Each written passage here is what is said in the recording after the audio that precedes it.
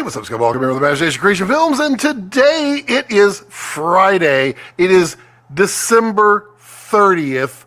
It's 4:30, which is different than normal, and that means one thing. That's right, payday for some people, but it also means live stream for you, from me, for all of us, the people, and look, the puppy cam is back. I mean, I know that's why everybody shows up anyway. It's a whole new angle that oddly works. I don't know why it works, but it's literally under my desk, way under here, shooting through all the wires and capturing the puppy in his natural habitat, the horizontal position, comfortable. And you'll get to see him have bad dreams too. You know, he's always running in his dreams. You'll see him. So how is everyone? Sorry we missed everyone last week, but as I said, you know, Christmas Eve-ish, family coming in town. It didn't feel like it was gonna be conducive to a good live stream. So yeah, let's see who we got out there. Kim. We're just going to call you Kim, right? Kim. It's Kim-a-letton, I believe is what it is, but it's Kim is what? No. Kim, Kimmel, I think. It was the short part that you said, just do that. Got it. How you doing? You're out here ready to go. We got King. Hey, King. What's up, dude? Luca, how is the wonderful world of V-RAPTOR treating you? I know you're really excited because V-RAPTOR. Yep. And Ollie. Hello, Ollie. How are you? How is everyone? It could be, well, I mean, there's a lot of people out there, actually. Everyone say hi. I know you're out there. It's just a few people who like to type, and that's okay. I think we got the lurkers back there. There's probably Phil Holland flying around in a helicopter, and maybe, who knows? I mean, we can have people all over the place in the world. But, I mean, the important thing is we're all here. We're here to ring in, well, we're not really ringing in the new year yet. I mean, but, you know, we can kind of pretend. The live stream, I don't know what was going on in my brain. Why I scheduled it for 4:30. But the wife now gets to work from home, which is a great thing for her. So I was like, oh well, we'll ease into it, make sure that it doesn't affect her, the live stream. I don't think it will. She would certainly let me know if it did. And then yes, I know I'm live. Thank you. That's literally me pushing the button.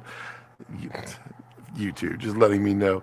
So I was like, oh well, I'll ease into the first live stream and not start a little later. And I was like, oh, let's see, I normally start, yeah. And she's like, I don't think you'll need to. I was like, okay, well, I'll start it for 4:30. That's normal time. And then she's like, why are you starting it at 4:30? And I'm like, I don't know. I'm not really sure. And she's like, you normally start at... No, it was Tommy, who is in here a lot. He was telling me, he's like, I wish you'd started earlier. And I'm like, well, I wanted to give her a little bit of a chance. But yeah, so 4:30, I don't know why I did that. We'll be doing it probably at 4, as long as it doesn't affect her, which I don't think it will. So yeah. Ollie says, you probably should look through the window in the sky. I'm sure Phil's flying around. You know, I think he is.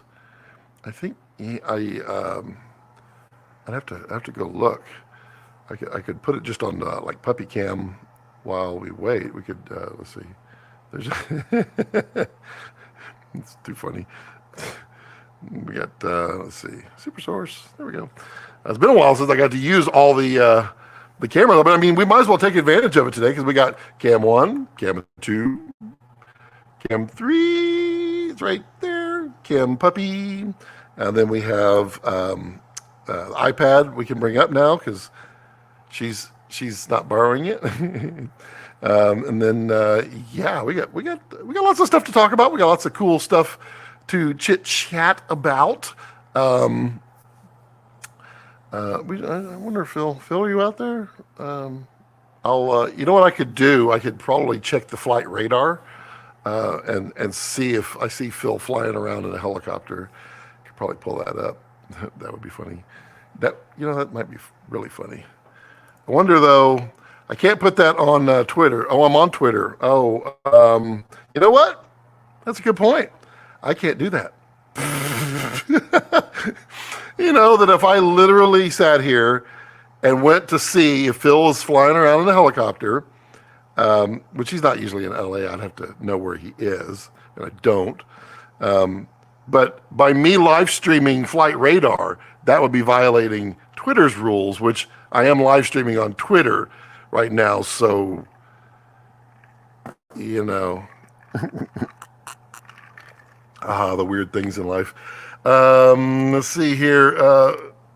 MM Phil Mustafa Murad, is that right? Or yeah, probably Murad Mustafa. Hello, Mustafa from Germany. Don't know much German. Is it Guten Tag? Maybe. I don't know. I'm not fluent in German. My niece is. My sister-in-law is. But I'm not.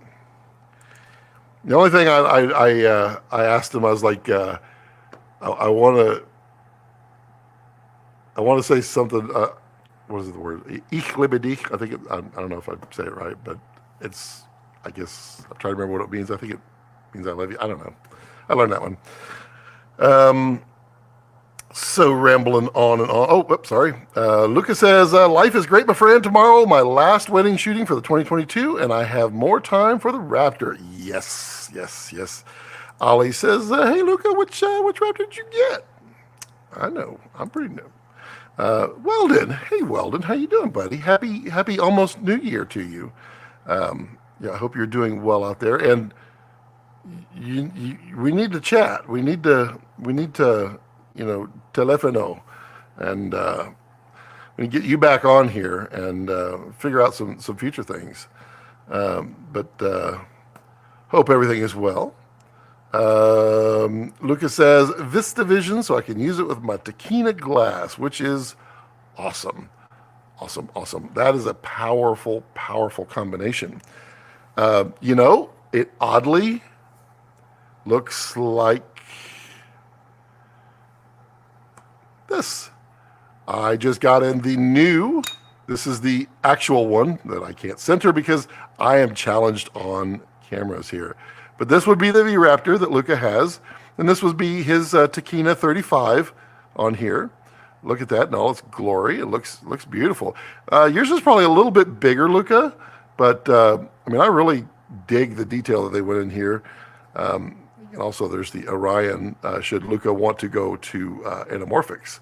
But I got my official one, and it is hard to, will it focus that close? Of course not, because it's silly. Come on, focus. There you go. You can see it is officially serial number 37, which, oddly enough, you can't tell because I have my Kessler plate on the bottom, but this camera is serial number 37. So there's that. And I have to, once I get all the pennies saved for my my V-RAPTOR Super 35, then I'm going to go and beg Jared to find out how much it's going to cost to get it blue. He'll be like, let's see here.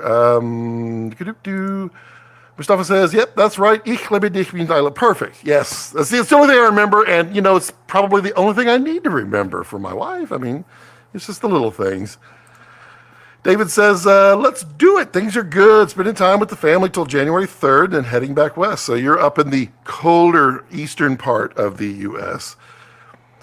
Ooh, that mini V-RAPTOR is cool. It is cool. And the other secret that I Oh, I have to cover my eye. Boy, I tell you what, just goofiness. If y'all's, let's see. No, you didn't see it on the OC video. You'll see it on the next video. So Mr. Bill here, I don't know what the heck it is with Sony, but Mr. Bill, if he's facing that way, let me just shield my eyes for a minute. Sony will train in on Mr. Bill's eyes and will not let go. And so there were several times that I was, I got to turn him around because otherwise I'll be screwed. I literally had to change and use a punched in A cam because when I went to B cam for my cuts, it was trained on Mr. Bill. And I'm like, this has never happened before. Why in the world would Sony all of a sudden like, that's more human than Scott? We'll do that. Yeah, the thing that I wasn't allowed to talk about is they did change the mount, so it's now a what is it, the C mount, so you could actually mount C mount glass to this now. Let's see here. Ollie says, please detach the lens. I've always interested in how. Yeah, absolutely. It's literally a C mount now. Before it was threaded just like this, but it was ever so slightly larger. And so there's the beautiful sensor. Let's see if it'll focus there. And everybody watch Rex. He's upside down. No more than 60 seconds. Okay, see. And so there's the lens there. There's the Atlas Orion lens. I apologize for the lack of lighting. I don't know. Something was weird. Like that's twice today. One light wasn't coming on Sidus. I don't know what's going on there.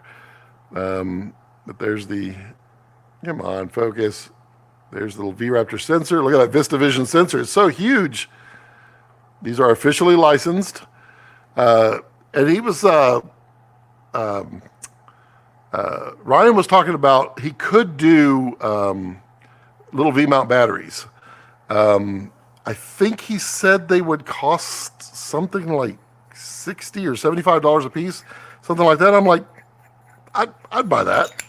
I'd buy one V-mount just on there, just for the heck of it. I think it'd be hilarious. And there we go. He does still have a few of these left. So if you are in the market for and this thing is seriously heavy. It's like, you can hear it. If you are in the market, there are still some left. So let's help him sell out. Yeah, let's help him sell out, be a sellout in the industry. Because the more, if he can sell these out, then he can make others. So there'll be lots of cool stuffs there. Ollie, let me know if you want to see anything more on that. Lucas says, so cute. Imagine if it was more, I know. It would be awesome if you could like hollow it out and put in like the, what's the new GoPro 11, the little mini one, and just slip it in there. That would be so good. And then put like a C mount lens on it. That'd be awesome. Brandon, hey, how's it going? Almost Happy New Year to you. Almost Happy New Year. Mr. Brooks, good evening, Mr. Bulgham. Did you see the leaked Panasonic S? Yeah, I did. It was, I saw, I didn't get a chance to read the specs, but my feed in YouTube was literally like 4 videos all on that. 3 of them were from the same guy. He's like posting like every 2 hours. I'm like, okay, who wants to corner the market?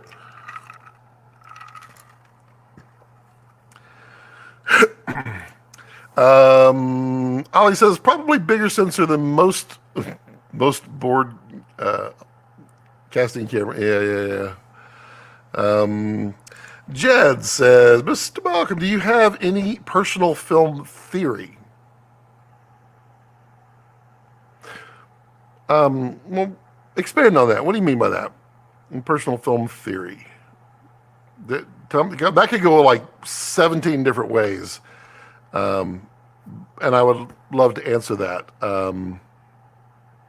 but you gotta, yeah, expand on that. Let me know what you're thinking. Ooh, well, man, I did not expect anybody to be on here, just because of the holidays. And this coming holiday is one of those that pretty much everybody in the world celebrates. So it's not one of those. Well, I don't really celebrate that holiday, so I had time, that kind of thing. And I do have a horrible a prop to destroy today. This one is from my daughter's boyfriend, who also enjoys destroying props, which is very nice. Oh, perhaps your style. My style, well, I don't know. I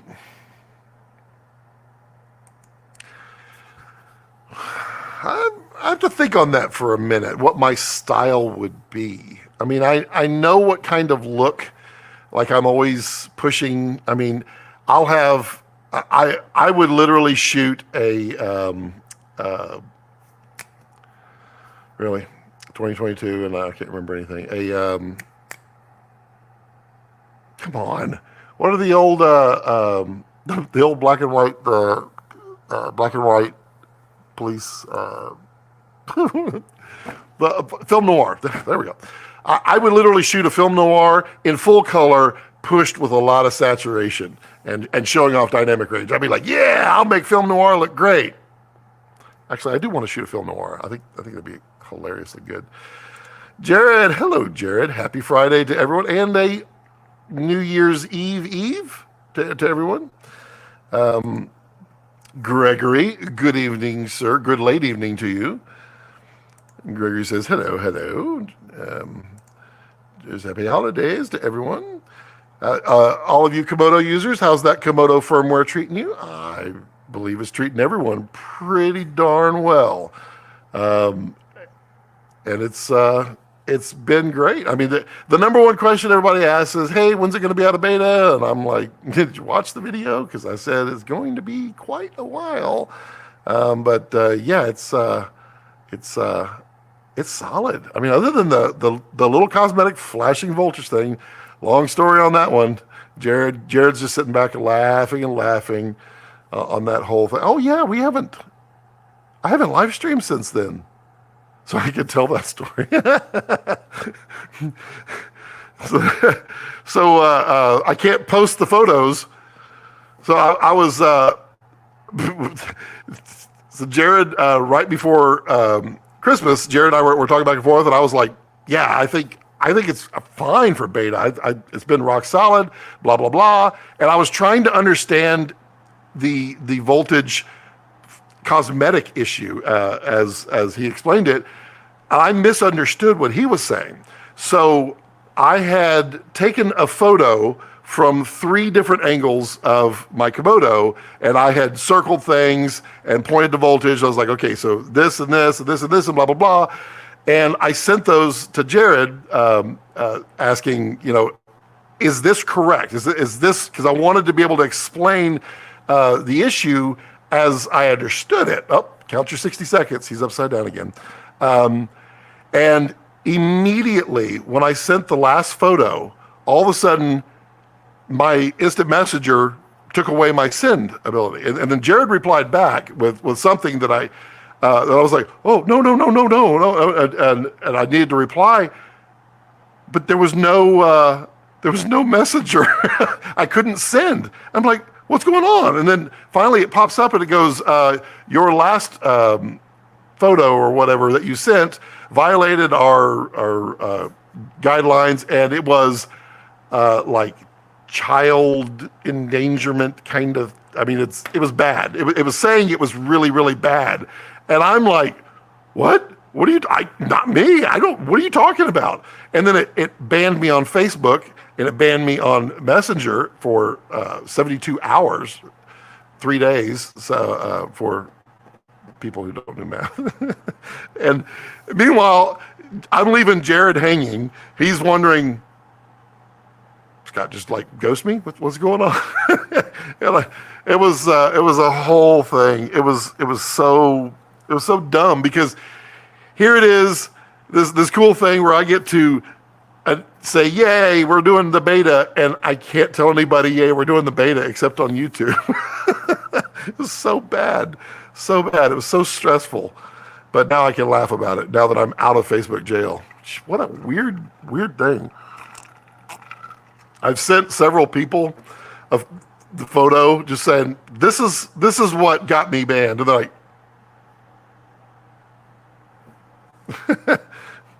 let's see here.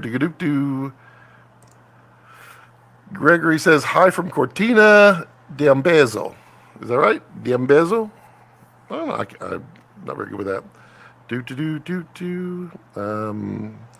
Danny. Hello, Danny from Chicago. How are you? Ian, what's up? Ian Scoot. And then at the end.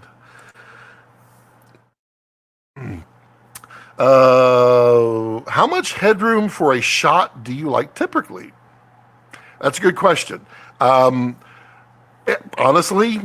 I mean, here's your close up, kind of where I do it. I like to kind of chop the head just a little bit on the top for a much close up, and then for just a mid shot, kind of. I try, depends on what's around. I mean, I try to get the eyes into the lower third, or the upper third, but not necessarily, because I mean, it'd be framed like that, which makes me look really short. But I mean, it would look a little funny, and you'll see it from time to time on some of my videos where I'm like, I go back later and look at the framing, I'm like, what was I thinking? But yeah, right about here, I try to use rule of thirds a lot, but mostly for like placement side to side, and then this way. But if you look on the close-up, well, the close-up, a really tight shot right here. I'd be right about here. So you're cutting into the forehead, but your eyes are actually kind of at that upper third. That's where I like to do headrooms and shots. It just depends on what we're talking about too. I mean, sometimes we're talking about stuff and there's stuff in the air about the subject that we're talking about. And I like to leave a little more headroom, but I mean, pretty good right here. But it's subjective, so it's whatever anybody wants, really. That was prices. I seriously thought you were second guessing release, and then you disappeared, which made me second guess, and almost pulled it. We almost didn't get it, folks. Facebook almost killed the firmware update for everyone. Oh, that would have been so bad. I felt so bad that I couldn't reply, and like Jared's going, dude, you there? Hello? And I'm like, I'm not crying. I just literally wiped something into my eye. Yeah, I'm crying. It was so sad. And like, yeah, I'm so important I ghosted Jared Land. It's awesome. Brandon says, Jared, thanks for the Komodo update. Holy hell, that's awesome. Isn't it though? Everything about it is awesome. And I'm excited too, because I just got a job where we're going to get to be using the sensor shift. That's good. That's also really good, because that means that the lull at the beginning of the year is a much shorter lull now. I'm loving it. Jed says Jared is the real life Willy Wonka. He kind of is. He's what would be a better? He definitely brings the magic. But what else? There's a better. I don't know. What do y'all think? Willy Wonka's not bad, but he's also kind of a little mad scientist guy. So you gotta throw in. He's almost maybe Robin Williams from Flubber, maybe Chitty Chitty Bang Bang, Dick Van Dyke, kind of that mad scientist. Danny says, since the beta release, is there any news on the new? Well, showing something earlier in the year. I don't know if he showed anything. I don't think so. I think all that's been said is, of course, they're working on new stuff. What was it? Bob Gundu had mentioned something. That's what it was. It was. I think we were live streaming with Jared, and Gundu goes, "Is that a different Komodo in the background?" And Jared's like, "What the?" Yeah, I don't think anything's ever been announced or anything, and I don't have any idea. That's totally up to Jared to say if, when, ever there would ever be anything like that. Again, Komodo is so awesome. It may be quite a while. Got to think about that. Gregory says, FYI, temps at the top of the mountains were in the -10 to -20 Celsius, and the baby dragon performed flawlessly from switching it on green tea in less than a minute. Yeah, I was, there was a guy, can't remember his name. He hit me up because he was at -20, -20 Fahrenheit with wind, and he was having problems with Komodo shutting off, which is not Komodo. It was actually the battery. And so I kind of walked through several different scenarios that he could do to keep Komodo tight and warm, but mostly the battery, which is hand warmers. Just slap a hand warmer on the back of a battery and put a little gaff tape on it, and I mean, that's going to be number one. And if you put like a tiny little scarf around the battery, you could go once around Komodo. You don't want to cut off all the ventilation because Komodo does need to breathe. It's a live, living beast. But it worked amazing. So the batteries will have a problem probably long before Komodo. I wonder what is the lowest temp, Jared, that you've seen. And obviously, this is not an official statement as to capabilities. I'm just wondering if you have seen a Komodo at an extreme temperature that made you smile.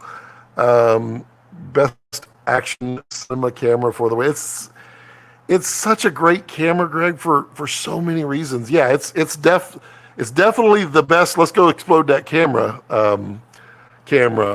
But I mean, to me, I don't know. I wonder if that information would be forthcoming. But did Komodo outsell? I'm pretty sure it did. Did Komodo outsell Raven? Because Raven was basically the best way to get red in the hands of people who couldn't afford the all-out best reds. Ooh, look at that. And so I'm wondering, I mean, to me, yeah, it's a beautiful crash cam, definitely for its purpose. But seeing so many people, because I mean, literally my YouTube feed is full of people reviewing Komodo, which I still need to do. It's kind of dumb that I haven't. Reviewing Komodo, talking about Komodo in 2022. Is it still a good camera? When I do a review on Komodo, it is going to be titled, "Is Komodo still viable in 2023?" The answer is yeah, absolutely. It's still one of my favorite cameras. Now, Dragon is still in there as it's sticking around. But Komodo, it's just awesome. Kimmel, for 2023 resolution, I'm going to wish for a red EVF. Maybe that can happen. I feel like the moons. What is it this week that all the planets are aligned? Maybe that can help make something happen. I don't know.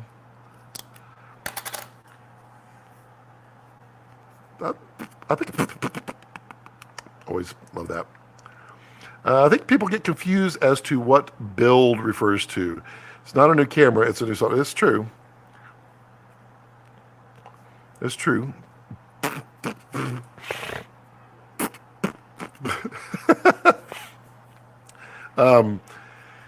Yeah, I mean, it's... what's everyone's favorite feature on the new Komodo firmware? I mean, I have two, and I mean, it's got to be one, but yeah, I'll let y'all answer. Greg says, shot some snowboarding and skiing while skiing down the slopes. Even took a dive in some deep powder and then shrugged it off and kept going. I mean, that's, yeah. I mean, that's really what it's built for. Really. Jed says, is technological advancement never ending? Yeah, I don't see how it would ever end. What would, yeah, I don't see a, not, I want to use what's the right word? A civilization. I don't see a civilization that stops advancement. I don't see where that would go. Komodo officially goes down to 0, but people use it much lower than that, especially if you can get it unwarmed up and then take it to sub-zero as it warms itself up. Yeah, okay, that's interesting. Yeah, I imagine if it's sitting out in the very, very cold, it would take a long time to warm that up. That would definitely, but interesting. Officially 0. Danny says, I own 2 Komodos, rented a Gemini, and just completed a short film on lifestyle lowrider member. Nice. Was in direct heat of 105 degrees for hours. And only this that overheated was one battery. Yeah. What's up, buddy? What are you doing? What are you doing, bud? What do you smell? Oh, you smell the package down there? Got some good smells on it? So you're gonna live, oh, yeah. He's like, I'm gonna go lay over here where he lays in the summertime. Yeah, I only Danny, I never had Komodo shut down ever. I did have it tell me that it was overheating, but it was overheating by 1 degree. But it was just saying on the tip, it just said overheating, but it didn't care. It just kept on going. And it was not super hot, but it was in direct sunlight and it was continuously recording. And I mean, it just kept on chugging along. I'm starting to enjoy the FX6 after finding better conversion LUTs. Yeah, I wonder which LUT you're using, because I've, like the ones that come with, like Blackmagic, the S-Log 3, I don't like them at all. But I definitely like Sony's.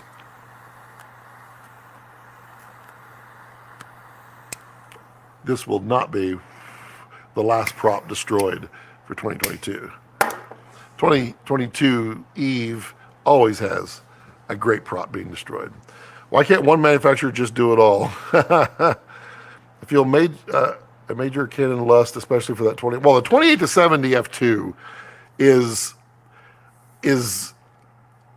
an undeniably incredible feat of engineering. It is absolutely a stunning lens.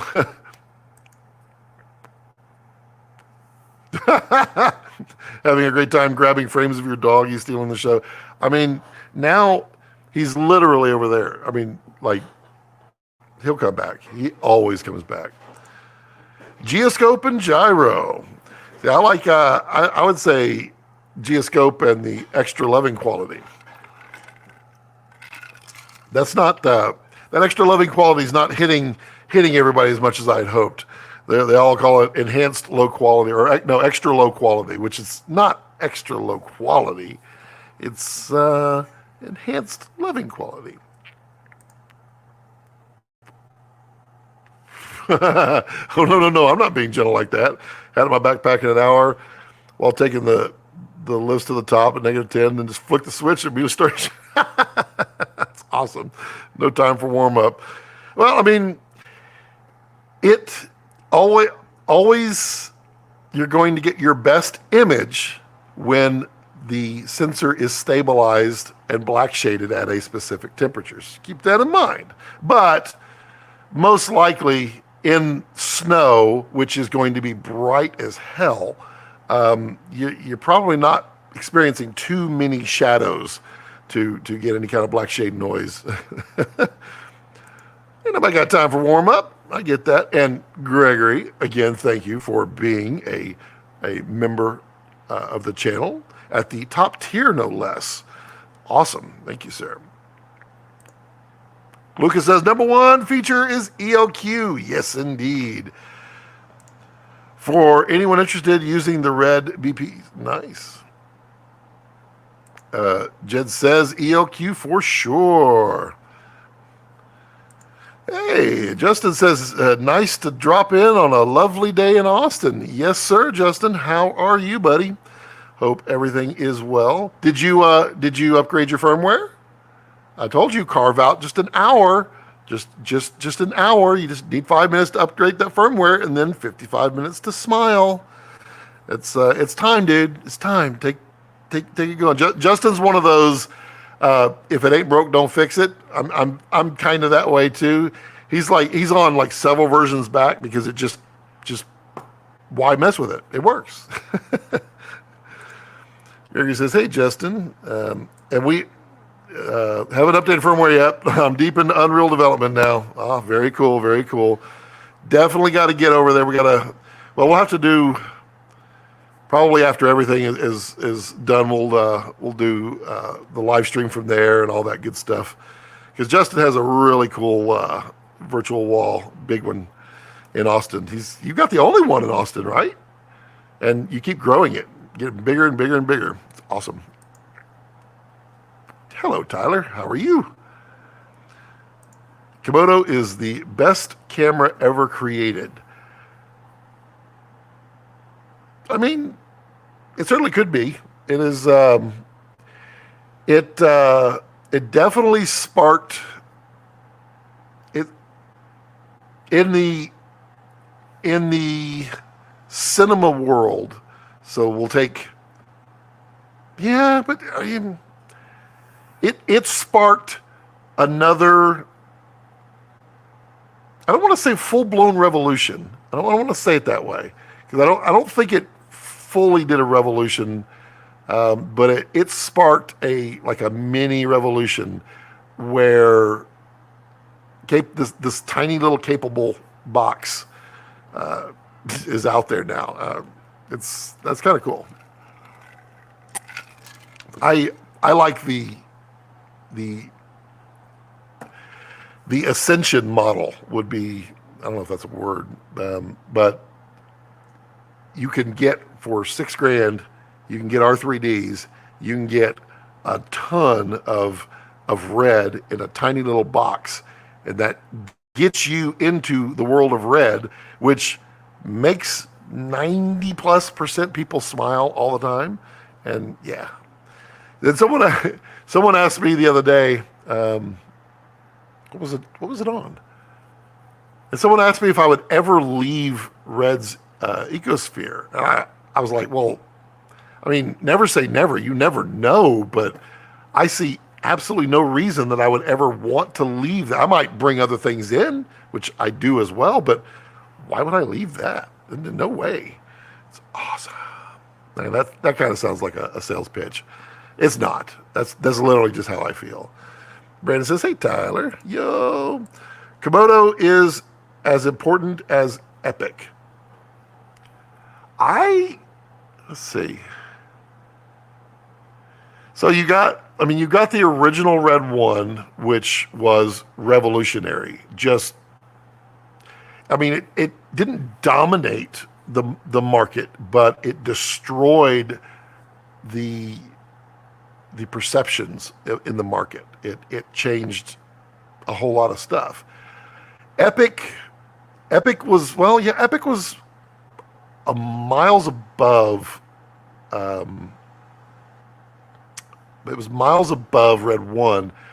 I almost want to say Dragon.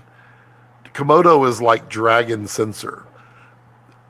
because Dragon is when I heard people that did not like Red before. That's when I heard people paying attention and liking what they saw when they saw Dragon.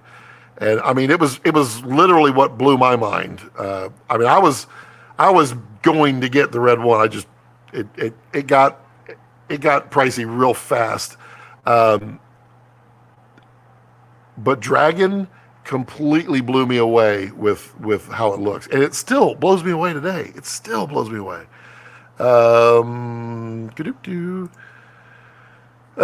Gregory says, I think the best camera would be something between a V-RAPTOR XL and a Komodo. A V Komodo Raptor XL?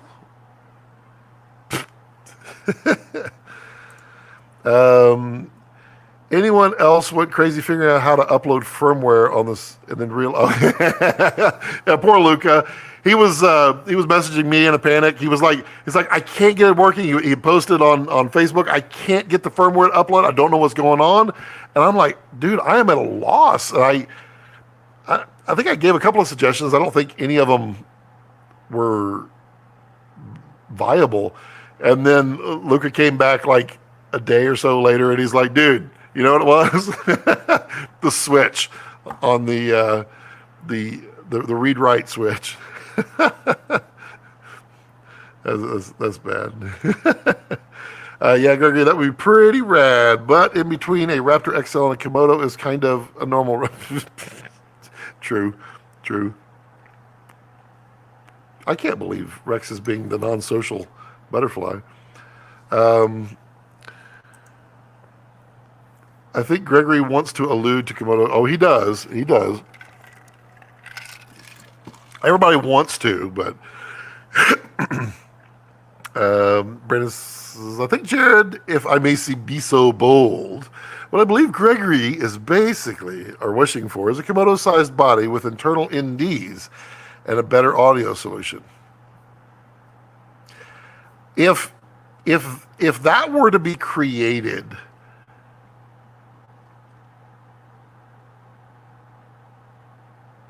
I think I would add one more thing in there, Brandon, and none of this is a knock of anything. So don't misread. I know I've said the audio thing so many times. Jared's like, I get it. So I'm not knocking. Boot up time. If somehow, and I don't know anything about the internal workings of it, and I know it's improved greatly over the years, but if boot up time could be 5 seconds or less with those features there, and it doesn't have to be a Komodo, it could be a Red that's approximately that sized. Maybe you could strip some features, but add in some nice audio. I mean, I think you would probably start to take a dent into the reality market, which is all FX9 now, formerly FX7, documentary market, which FX6 and FX9. I think that would be huge. Now, I don't know if that's where Red wants to be. I don't know, but I would say if there was a camera that had all of that, I mean, everybody would want it to be the most powerful, but if there was one that had all of that and was smaller and probably like under $10K, I guess, in cost, I think that would be an interesting thing for the camera market. I do think that. Of course, Jared is not going to comment on any of this because they've sat around in their brainstorming sessions and had all kinds of ideas, and there's reasons. Probably some things happen, some things don't, or maybe there's been one in development for 6 years, and maybe January 1st it happens. I'm not saying that's not what's happening, but maybe that's, who knows? We don't know. We try to know, we try to guess, but yeah. And we can get them to leak something, but that's about as best we get. Do you have many camera cards? What's your favorite? Might be getting a backstage mag lantern tonight. My camera card, I want to get an innovative. It will be on the list at some point. Right now, I'm still doing the rock and roller cart. I beat the living hell out of that thing. That's where I'm at right now. It's not really a camera cart, more of a get everything around cart, but that's what I'm rocking. But the innovative, I think, is one of the better. I wish, I mean, everybody says the same thing about every product that's really good. I wish it was about half the price. I wish they made one that was about half the price, that maybe didn't have all the features, but then people probably wouldn't want it. But I mean, I get it. Aluminum is expensive. Development is expensive. Do you have an insane barbecue? Do I have hold on. Do I have an insane barbecue? I do not have an insane barbecue. I have a vertical pellet smoker that I use for smoking. But Raw Cuts is firing up really soon. Really soon. If you follow me on Facebook or Instagram, you'll see photos periodically of things that I've been working on, and I'm getting them all honed in so I can shoot, and get a bunch of Raw Cuts. I think Raw Cuts is linked, I guess, on the main channel somewhere. But if you go to YouTube and you search Balcom Raw Cuts, that is my cooking channel. It was on hiatus, but it's coming. Let me. Where'd the picture at? Oh, can't post that picture. That'll get me booted off Facebook. No, I've already. Yeah, can't find that one. No.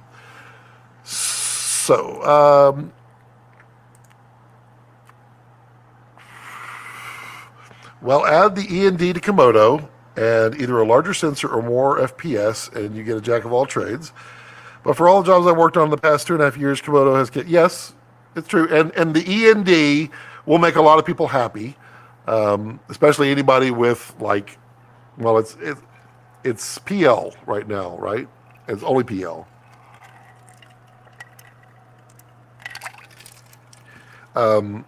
Did I hear that there would be an EF version? Jared, is that right? And I'm wondering if there is an EF version, will the autofocus still work through it all? I would assume it would if there is. I hope there is. Question on the new firmware. For SDI audio, is there a menu item I'm missing to just send external audio over SDI, or is it when I select external? So the place that you do that is you click on the audio meters on the main menu. You know what?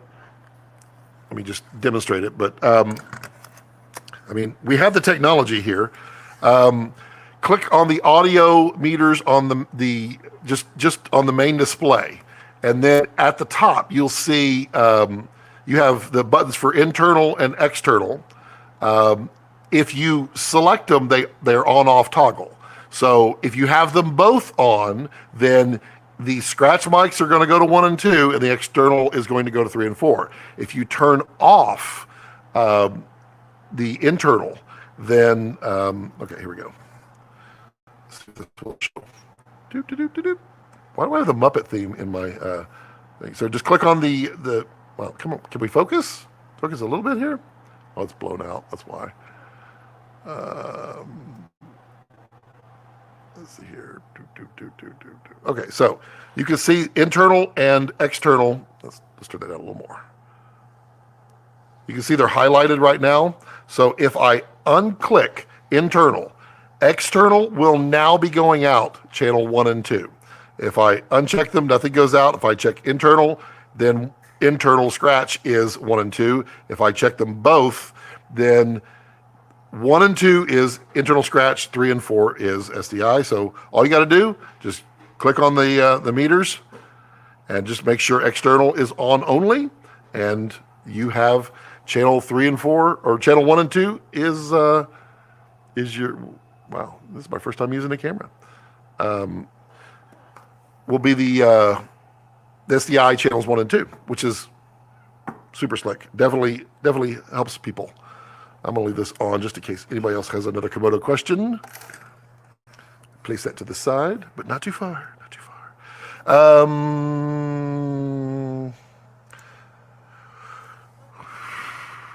Didn't you just ask that? That's the second person to ask that. Do I have a favorite? Might get the Film Tools mag. The Film Tools cart is pretty cool.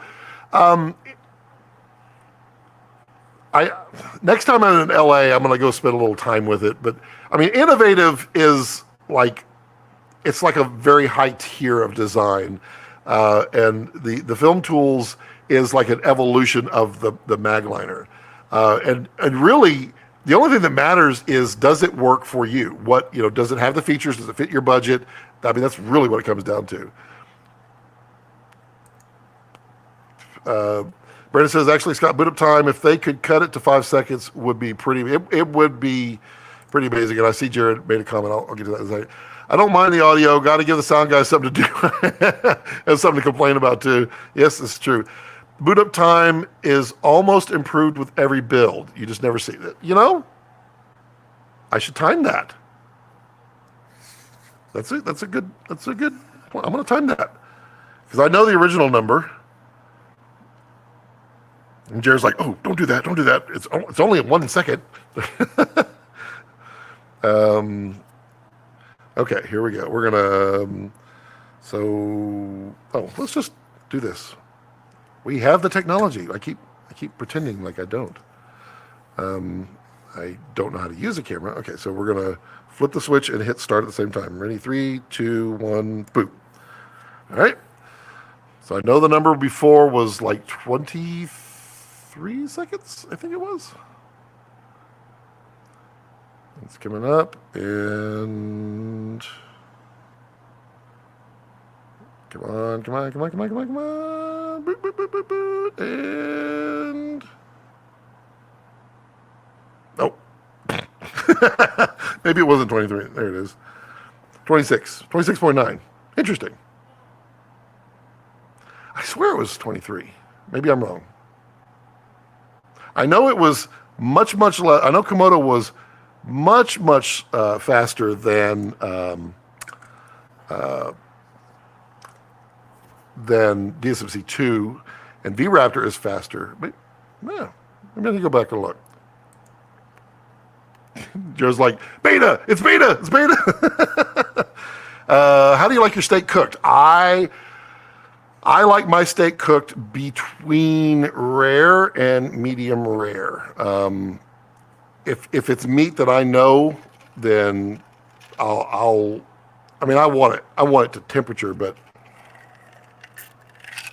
like temperature wise, I prefer between like really good quality meat, like 126, 127, and then 129 for other stuff. There we go. Yeah, because we had a few features to take the game. So he improves it, and then he has to. Well, I mean, but that's good though, because if it kept going up, that would be bad. But that makes sense. That's totally fair. Jared right now is face planting. It's face palming. Let's see here. Scott, why should I choose the Super 35 V-RAPTOR if I can VistaVision for 5K more? Shoot VFX and beat the. Okay, so the way I look at it is I have a ton of Super 35 glass, although I'm getting more and more full frame all the time. If you are invested in Super 35 glass, Super 35 V-RAPTOR doesn't change that. You can still use your Super 35 glass. I mean, you could use it in VistaVision, but you would be down-resing to 6K or 5K, 6K, I think, with Super 35.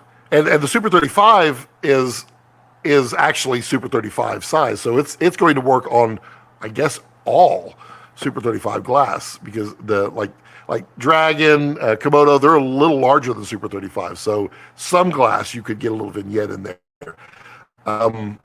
So why would you choose? So if you have Super 35 glass, number one. Number two, if everything you do requires that reach, so for wildlife, you're really rarely ever shooting wildlife with a wide angle lens. It's not that often. So you don't need the full frame effect. You're not, I mean, everything moves so fast, you're trying to keep it in focus anyway. So like shallow depth of field, I mean, you're not really wanting to play there. So Super 35 gives you that extra reach, and you still get it at 8K. Those are the pros of the Super 35. The pros of the VistaVision are the opposite as a pro. I mean, one of them is you're going to get better low light performance on the VistaVision. You will get full frame, well, VistaVision size, bigger than full frame, which gives you more shallow depth of field, more field of view. It allows you to live on the edge of technology. I mean, it's literally that kind of thing. If the Super 35 and the VistaVision ended up being the same price, I would have had a long conversation in my head, but I probably would have just gone with the VistaVision at that point. But it being $5,000 cheaper, which is not insignificant, and all the Super 35 glass that I have, it's kind of a nice win, and I love wildlife, so it's a win for me. I would like the low light, but you know. All of this is, of course, not why the Komodo was made. Yep. Komodo was an A-cam waiting. Yeah. Well, that's it is just funny how much Komodo is wide. And it was narrowly built. It was built for this focus, and it's wide now, and it's cool. It's cool to build a camera so versatile that it can be.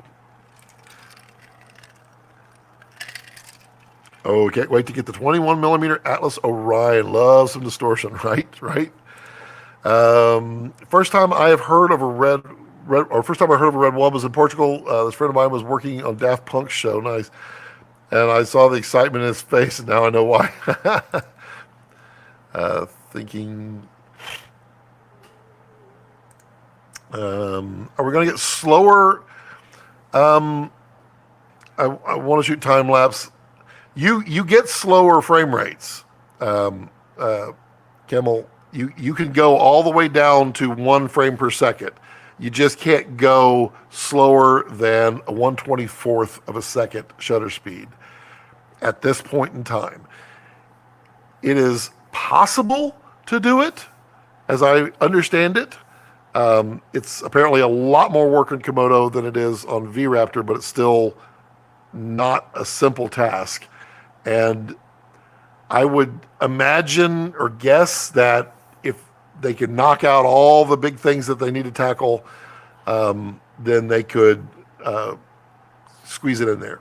It's not a promise, and I know it's not been promised. Time lapse was promised, but the slower shutter not necessarily promised, but hopeful.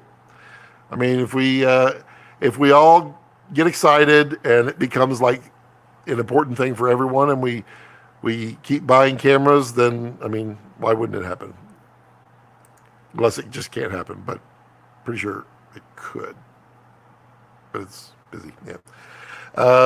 Greg says, with the latest build, Jared, I didn't even realize the camera was on and ready to shoot. I instinctively flipped the switch and go. Once I went innovative, I've never gone back. I have 3 now, including the special Stormtrooper White Edition. They do say, yeah, it is. Everything that they've done is well thought out, and you know it's well thought out when other people rip it off. It's kind of the thing that, you know, what is it?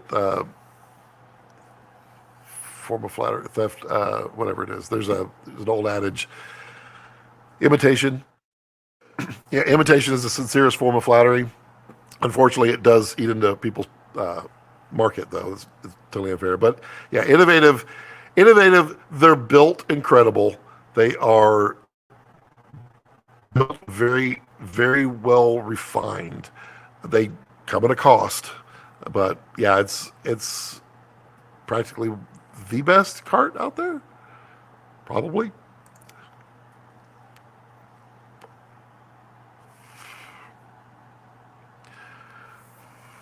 One thing I noticed is that the file size for each build is increasing. Is there a chance we might hit a ceiling where there's no more features can be added due to firmware size? I am sure that that is a case, Greg. What I don't know is, what is that limit? They may never may never disclose it, but he just disclosed it. So, or he just let's see here. I'm gonna do this and then come back to it. Greg Goodeye, yeah, Komodo is at its edge of memory. Wow, it's what's making the insane amount of calibrations for lower speeds so difficult. Okay, fair enough. So that is interesting. Well, you know what's going to come next, Jared? People are going to be, can we just have two firmware builds? And then the firmware engineers are like, I have to track more regression testing. Okay, PL first. Yes, cool. Okay, so we're going to potentially get an EF. Nice, nice, nice. Kimmel says, also small suggestion, can Red add history page on their website? I would like to show, that's not, oh, I wonder. Yeah, Jared, I mean, it's a good suggestion. I don't know if anything that I can think of a reason why not, but I don't know. I mean, it's unfortunately a silly but possibly necessary reason. But I mean, there's a lot of history out there. But I like that stuff. I think we should do a Red documentary on Red. And it might have to be a few years away, but I think it'd be fun to go and get like the best story we could of the history of Red. That would be cool. I think that would be awesome. I volunteer. Lucas says, are you having problems selecting frame value in time-lapse mode on DSMC 3? Oh, yeah, I think, Luca, that is a bug. Did anybody actually report that? I know Tyler, I think you were mentioning that, or was it Tyler? You were mentioning something about the small HD. And Tyler, did you happen to check if small HD had a new firmware update for theirs? Oh, Mental the Raptor. Sorry. Okay, Luca. Okay. Luca, yeah, that's a bug, and I reported that. Oh, okay, there you go. All right. Sorry, guys. I should pipe down the barbecue. I don't mind. This is a free for all, Jed. It's okay. It's a filmmaking channel, but if you don't talk about anything, I will just ramble on and on for no reason. And it might go to barbecue. It might go all kinds of stuff. I mean, we've talked all kinds of things out here. Randomness is what you get on here, so you don't have to hold back. If it gets, it keeps freezing. Yeah. If it gets like super busy on here where there's tons of questions of film stuff, then I might skip over it until it slows down and then go back to the barbecue. But yeah, I don't care. I don't think anybody else cares. I think they all enjoy it too because they don't enjoy me rambling otherwise. Speaking of special one-off stuff from back in the day, I remember something about some Red snowboards. Did that actually happen? Interesting. Oh, yep. Oh, Luca, he's 4K, 1,000 frames. I didn't get to play with that, Luca. I had the original firmware. I didn't get to play. I really want to play with that. That's got to be fun. Maybe reduce the ability to store thousands of LUTs. Yep, we have snowboards, skateboards, and surfboards. Really?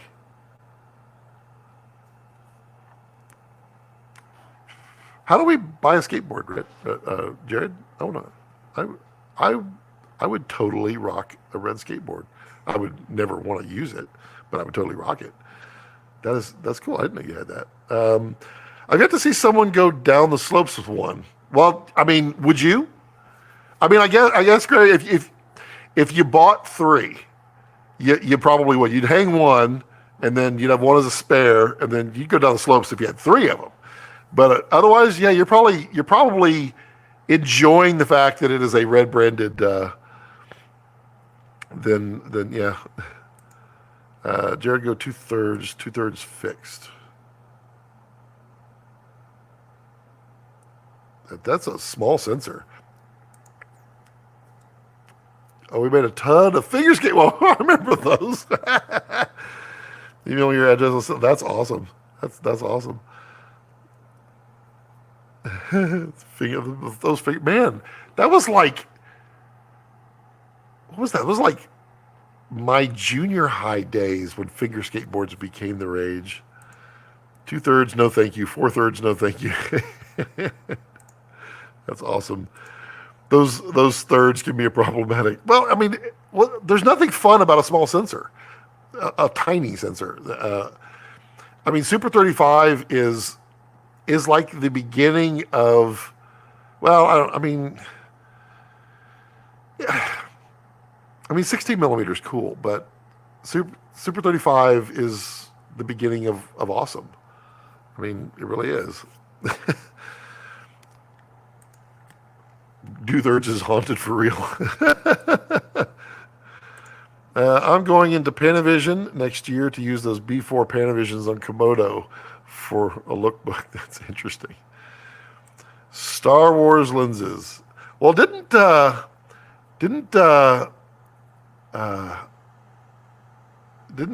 Jared mention? I don't know. Maybe he didn't. I don't remember. I would let him. Yeah. I gotta not talk so much. I'm gonna turn into Jared. Things that he might tell me that I gotta make sure I don't blurt. Yeah. Okay. That's interesting. Doesn't work like that, Scott. We can't branch build. Yeah. No, I understand. Yeah, because software, you have to regression test everything, and so if you branch it, now it's double the work. Everything is double, and then it's not just double because there's two, but now the design that you do for this firmware may not work on this firmware, and so you end up designing it again. So it's double. It's just, yeah, I get it. History thread is still on Red User. Oh, cool. Greg says, I'm with you on the Red documentary, Scott. Count me in for second unit. Hell yeah. Aiden, how's it going, Aiden? How are you? Does V-RAPTOR RHINO have global shutter? No, it does not. It is rolling shutter. Only Komodo has global. Jed says, I'm from Melbourne and Melbourne. Wait. No. I'm born and bred Panavision. I left, but check with Pana, Dom, and Lens in Britain on Tech and James, and making the other guys are awesome. Interesting. Oops. We hired a guy to do coffee table book on the history. Really? I actually don't know what happened to that. Dude worked on it for years. But I like the documentary idea better because it's way easier to include community, which kind of makes it, yeah. I mean, yeah. You definitely, you tell the story of Red, you tell the story of the community that started and how it grew and how it's still a community. It's a cult, but it's a community. Documentary. Yeah. Jared's like, I've got so many directors I could pick from for a documentary. Wouldn't that be awesome? They're the same.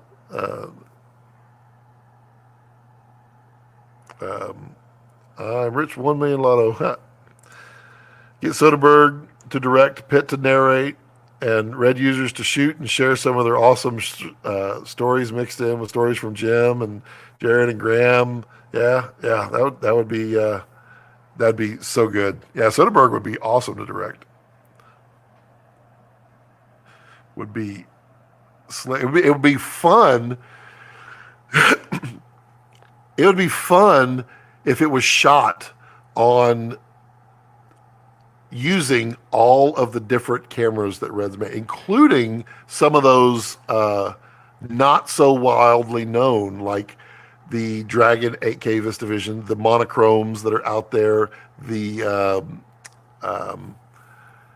there's a there's a bunch of different. Oh yeah, pull out one of the open the palette of 3Ks and shoot on one of those if it can. And I think that would be slick. All the documentary, all shot through the era that it was. Yeah, I don't know. That'd be kind of cool. It's a cult. It is. It is. It's a community that changed my life forever. It's. I'm with you there. I loved what the internet did for filmmakers, just by it being so much more accessible. And all the forum groups like DVX User and the Canon one, what's his name down in San Marcos, all of those were so big and so helpful to open the door to sharing. And I mean, it's where I learn everything that I learned. And I try to give back what little I've learned, but I try to give back as much as I can that same way. And like when I bought my Red, I had been on Red User for a long time, lurking, and then as a member, and I was worried that what is it? What it is because I'm a nobody. Is the community going to be okay with that? And the answer was the community doesn't care. The community loves seeing cool. They love seeing great stuff and seeing people do stuff. And I mean, sure, there's a jerk here and there, but there is everywhere. But the community as a whole, oh man, so welcoming, so helpful. I know I asked some stupid questions that I just embarrassed to ask, but how else are you going to learn? And now I'm more than happy to answer those questions to anybody that asks, because how else are you going to learn? I love it. Matthias says, thinking about buying my first Red, Sony shooter since a couple of years, FX9, FX6, FX3. Should I jump to V-RAPTOR right away or start with Komodo? It depends. What is it you're looking for? I've got a friend right now. He's got Monstro, and he's very seriously considering V-RAPTOR, but he's not sure if he'll like the change from DSMC2 over to 3. And I told him, I was like, just get a Komodo and see if you like it, because if you don't like it, then you can sell Komodo really easily, and no big deal, and you'll know. I said, but plus, once you play with Komodo, and then, I mean, he's a medium format photographer, but I showed him all the viewfinder attachment, and he's like, oh, that's awesome. But Matthias, I mean, it really boils down to what do you need? So, I mean, V-RAPTOR is, for all intents and purposes, a better camera in almost every way than Komodo. But in some ways, Komodo is better. And like global shutter, the form factor, the size, that the ability to run all self-contained, tiny batteries, that kind of stuff. So it just depends on what you're doing. So I would always ask you first, what is it that you want to achieve out of a camera? And then go from there. Jared says, love Soderbergh, but I would rather have a customer direct.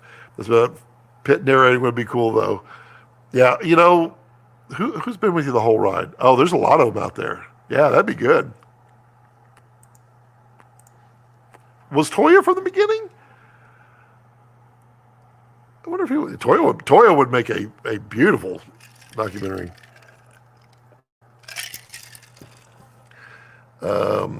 Jed says Primo original Go 21. 5, you might need Peter double check for a vignette.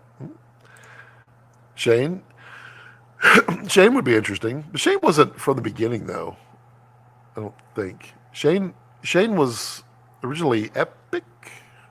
I know he shot with Red One, but it was Epic. They look good. Everyone asked to go see the Primos at Panavision. Hey, Camille. A little late. I still in time for your red Komodo raffle. The end of your raffle. Yeah. No, I don't have a red Komodo to raffle. I'm looking. Nope, I don't have one. This one is not getting raffled. Not at all. It's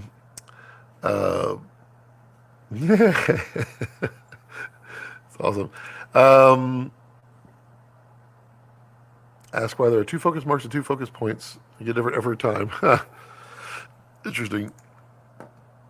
Because at the end of the day, we're humans, and it's almost between 2 and 10 feet most of the time. Iris and focus 2 of each. Interesting.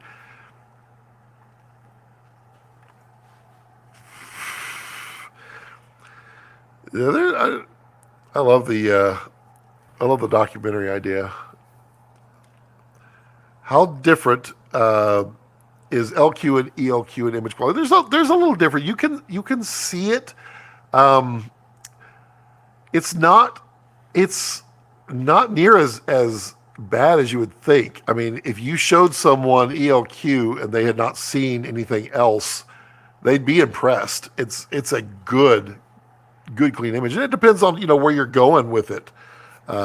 Your deliverable. Did I just give it? I mean, I will be shooting ELQ for some stuff, but I will probably be LQ. Well, for the nature stuff, I'm probably an LQ still. I would be an MQ if nature would be responsible enough to stop, let me get lined up, let me get set, let me get focused nice, and then just hang tight for 10, 15 seconds. Let me get that shot, like that grizzly bear cub. That was too epic. Hello, Ollie.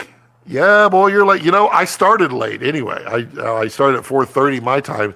I don't even know why. So, it's okay to be late. It's cool. Feels good, doesn't it? Greg says, if Jared had the time to direct, that would be something else. He's tied up directing some camera company or something. He's busy. He's busy doing stuff and shooting really interesting dolphin stuff. I really would like to know, because someone told me that the dolphin stuff was unreal with the capital U. So maybe Jared could squash that or not squash it once and for all if the dolphin shots were physically real or unreal. Jared says, I think any of the customers that bought into the scam with those first 50 still can't believe we pulled it off. It shouldn't have ever been turned on. The T1.9 blue line, yellow line, interesting. I'm going to work out all the Panavision mysteries. Panavision's got a lot of interesting stuff. Camille, thank you so much. Thanks for all the information and the entertainment in 2022. Keep up the good work. Thank you. I really appreciate that. And, for the lovely tip, you get my adoring attention for minutes here that I will keep going. You got to buy a red to watch it. You know what would be funny though? After the documentary is all done, when you buy a red package that comes with media, you load the movie in R3D. I guess you couldn't. Red could do it. Red could dump it to art. Well, I guess maybe, I don't know if you could. It'd be funny if it was on the card so that every new Red owner that bought a package would get the documentary on the card. I guess that would be a horrible way to make money, though. because it's literally just distributable at that point. Again, Camille, thank you so much. Jared laugh. Let's see. Gregory says, I wish I had found out early enough to be in the first 50. Still glad I bought into the scam. I know. It's such a quiet scam too. Oh, what a scam. Matthias says, true. I do mainly documentaries and would love to use the Red for more high-end work, DR, RAW, Prime lenses. Yep, okay. I would probably eyeball towards V-RAPTOR, VistaVision, myself for that. I mean, do keep in mind the boot up time. It's the number one thing that, documentary, moving so fast, you have to leave your Red running. Just leave it running. Get a shark fin, put 2 batteries on there, whatever you got to do. Just keep it running. And that way you don't have to deal with the boot up time. But other than that, I mean, yeah, it's definitely a higher end look, and it's awesome. But the V-RAPTOR is going to give you all of that ability to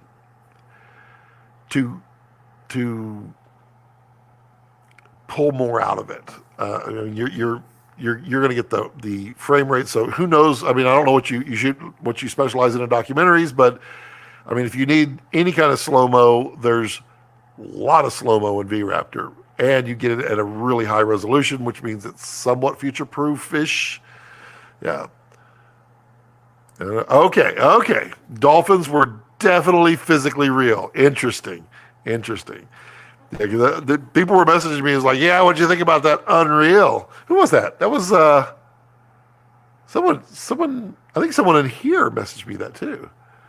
I don't know. I don't remember. I have to go look through my messages. But I mean, it's a wild one. One day we're going to get to see that giant crane that you have like extended out over the ocean, and that's.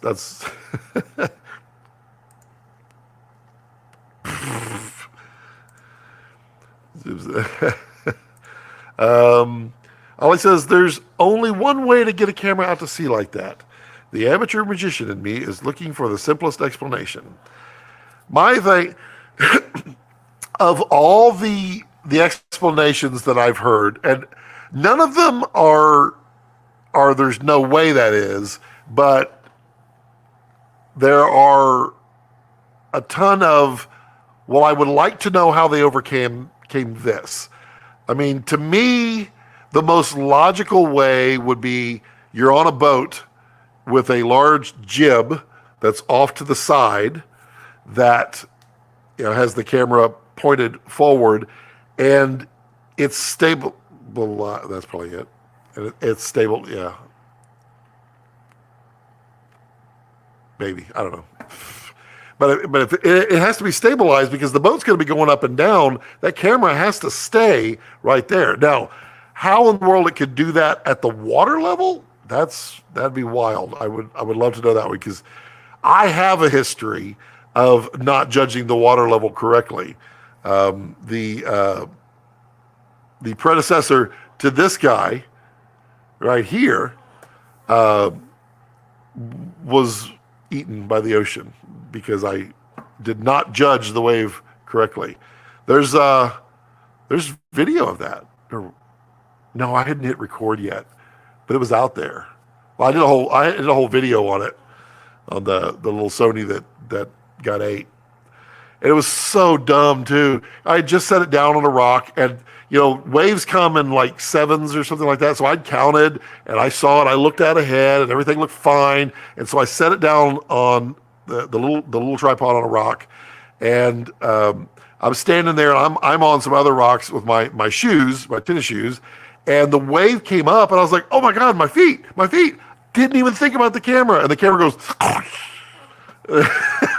and then my wife goes, your camera. I'm like, then I reach down and grab it and just shaking it out, and the camera did not survive. That was not seaworthy, Jared. But the SD card did. I don't know how we were able to pull that data off, but we did. Aiden says, uh, so there's more to that. I'll take that as a compliment. Yeah, it's a clean shot. It's a clean shot. One day we'll get to know. See, excellent idea. I don't know which one was the excellent idea, but it's probably going back to shooting the cameras, the different cameras. I don't know what idea. I had a killer idea. Whatever it was, run with it. It was awesome. Hey, Scott, I'm moving to a new city, and I've done some networking there, and I primarily work grip and electric, but want to move more into camera. Any suggestions for this transition? I mean, find some shoots that you can get on, and with people that you've worked with in the past, and be honest and tell them, say, look, I'm looking to move here, and see if they can kind of like push you into a couple of smaller roles in camera department, and see what you can do. I mean, that's the way I would do it. I am not on big Hollywood sets, so I don't have that constant access, but I mean, that's how I would do it. I would be 100% honest with people, and just tell them, hey, I'm looking to do this. Can I slide over and work as this for a little bit, and see what you can do. I mean, yep. Oh, Ollie. Okay. It was you. Okay.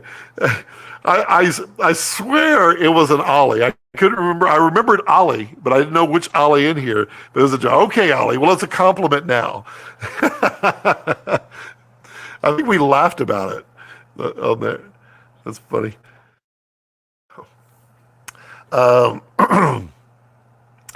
This is a good one, but it's got that smoky, ashy kind of. I am using a red belt battery for the Blue Shape V-Lock battery, and I keep 198 red mini V-Lock on the Raptor at all times. Oh, okay, yeah. That's cool. Red Trousers negative. Texas has pushed us into shorts weather, so we're back to shorts. It is cool outside, but it's not that cool. I'm totally in shorts right now. I might just wirelessly control my focus and iris from my iPad. Oh. Jared made a joke, and I want it to be real to a point now. Who came up with that? Who came up with what? I don't know. I hate YouTube being so slow behind everything. Yes, we made red trousers as well, just for Jim and I, though. Only a few dozen pairs. Hired that designer from Analog Burton. Red shorts. Oh man, red shorts would be so good, and you probably did make them, but I want some. I want some red jogging shorts would be good. Not the tight ones. Those would be awesome. You should. I mean, I could see red undies being. I could see people buy that. I would probably buy a pair of red undies just to have. But yeah, you wouldn't want to wear them. I was too busy on internal motors in Preston. I'll get my future wife to wear them. There you go.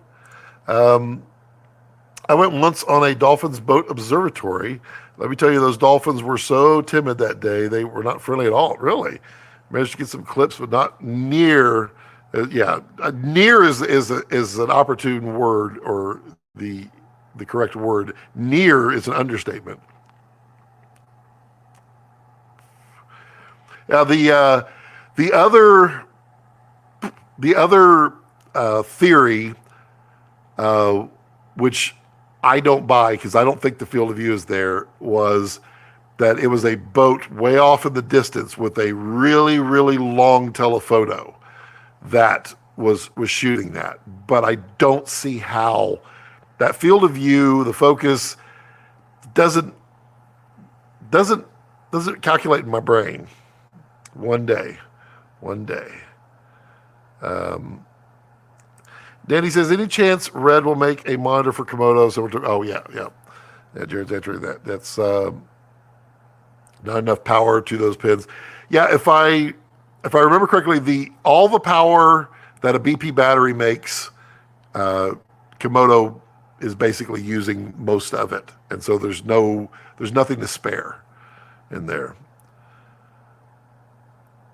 But let's not set up a Red Mansion official. Jen says, thank you.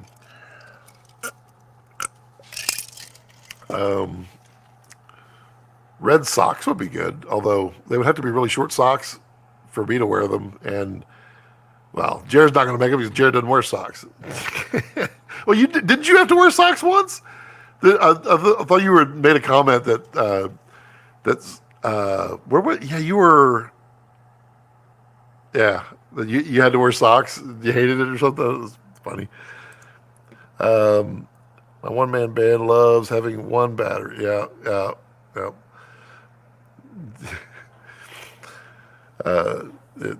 Thank you. How about a red wind jacket? Been done. That would be good. That'd be good. Still think the Redcon would be. Oh, well, yeah. That, and I'm pretty sure Jared thought it was a good idea. I just don't know what we have to do to make that happen. I think there needs to be like a Cine gear at Red, like Redcon. Yeah, I really think that needs to happen, and it'd be amazing to line that up so far in advance so that everybody. It'd be a great way to get people there to shoot that documentary. I cannot believe Rex, come over here, bud. Hey, come over here. Lay down. Come on. You're ruining the whole puppy cam. Come here. Come here, bud. Come here. The whole puppy cam. You just set it all up. Hey, buddy. Yeah. I thought you had to wear them once, though, to get in someplace. Yeah, once, maybe twice the last years I hated it. There you go, buddy. There's my buddy. We'll pull up the puppy cam now. He's kind of there. Oh, there you can see him. What's up, bud? What's up, puppy? How you doing? Oh, you tired? You tired? He didn't used to have all this gray hair all over his. It's funny that dogs get gray hairs, kind of like me. At least he doesn't lose his hair. Good boy. Yeah, go lay down. Good boy. You get your spot. There we go. We coaxed him into a spot. We are a cult after all. Yes, we're a cult. There we go. That's right. Yep. If you go a little camera left, that'd be great. Wind jacket just came in.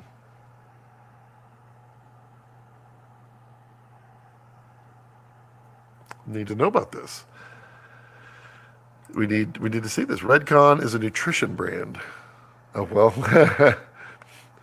It doesn't have to be called. Whoops.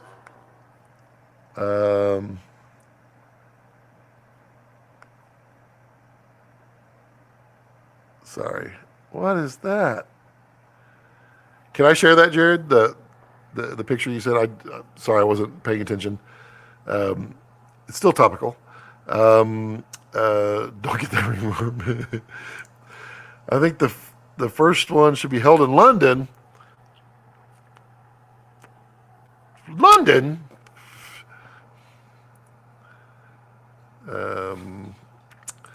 Let's see. Dogs. Yep.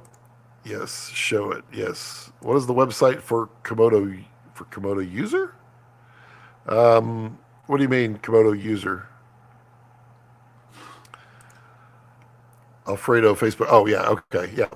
So there's three groups on there's three groups that cover Komodo on Facebook. There's the official Red user, there's Red Komodo users, and there's Red Komodo filmmakers, and they're all good groups. If you were looking for the OC deal, that's in the Red Komodo users group, if that's what you were looking for. He says, "Eyebrow." Yeah. So that answer. Oh, interesting. Apparently, things have shifted. Then I won't say what I know, or no longer know. Apparently. What's up, B More? How are you doing, bro? You chilling, or you just stopping in for a moment? You're constantly running. Redcon One is a nutritional brand. All right, so we got to rename it. Ollie, got to come up with a new name. The Red Cult.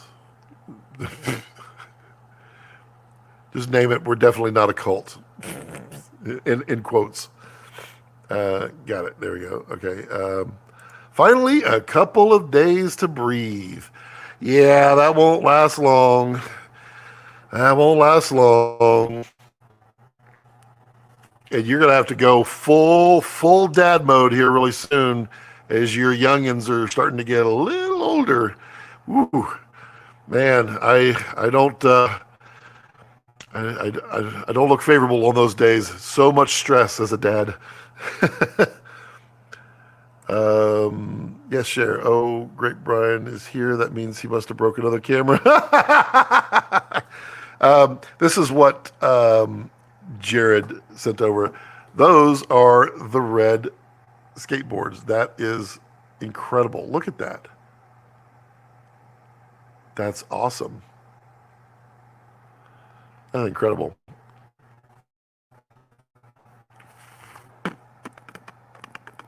Got it. Let's see. Small rig have their hiding. Yeah. Yeah. I'm interested. I'm interested in the standby because I know what the issue was before, but I guess we've expanded upon that. Cool. No Redcon is perfect. You're not infringing on. Oh, okay. DSMC Con. We're back to Redcon. We're totally taking Redcon, all capitalized. Only Ollie clever. DSMC on. Red camera bounty hunter. Only broke 2 this year. What did you break? I know one of them. What was the other one? What were the 2 that you broke? You got to pump those numbers. Yeah, those are rookie numbers. You have to go up higher. Brian's like, ooh, I want one of those boards. Yeah. How? Oh, there's another one coming in. Just if you're sending pics and you don't want me to share, just say do not share. But otherwise, I'm sharing it. That's slick. What is switch cams here? Boom. There's another one there. So that's the 2015 Red Direct Red Surfer. That's nice. Everybody quickly look at the background, even though that's from a while back. Or maybe it's current. I don't know if he's taking these pictures live or not, but look at the background because it's gone.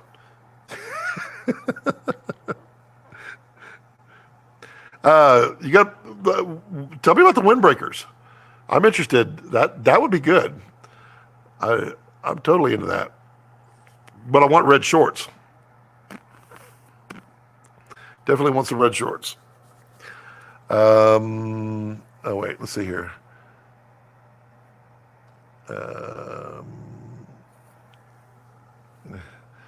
Yeah, Jed, the YouTube filter is filtering out some of the things you're saying. You got to tone it down just a smidge, and they'll come through. Let's see here. Let's see. The Komodo could probably have an AirTag mode, and you could use red control to track it. That'd be cool. Live. Okay, that was a live photo. So you who knows what's in the background? Who knows what's in the background? You know it's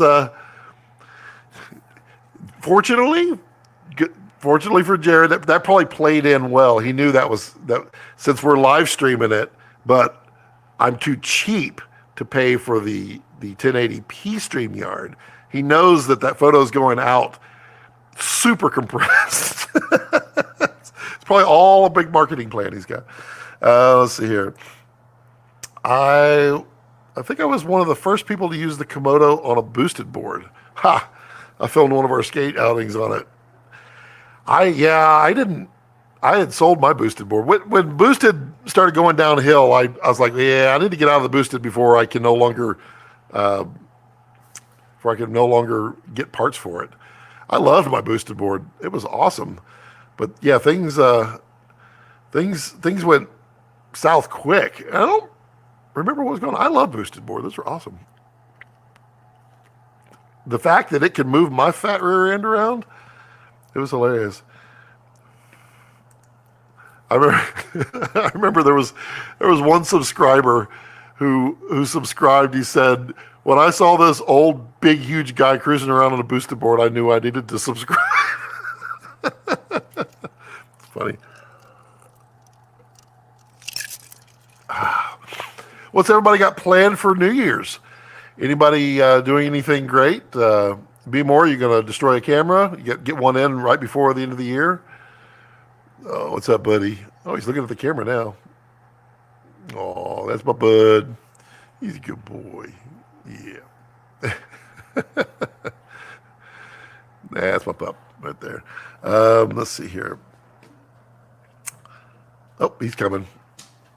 Oh, what's the matter? Is it too warm? He only likes the carpet when it's cold out. Yeah, because then it gets him too hot. So, of course, he blows up the puppy cam. No, there's no way I can shoot through that. Someone bought the name and they manufacture parts now. You get the, yeah, so they folded up, and I don't know the whole story as to why, because it seemed like they were doing good, but then they ventured off into. They wanted to do like bicycles. They really wanted to do bicycles, and no one wanted them to do bicycles. And so they came out with a scooter, and no one wanted the scooter. And I think maybe that did them in. I don't know. That's a wild one. On the V-RAPTOR VistaVision firmware 1.41, it says added V-RAPTOR 8K Super 35 support.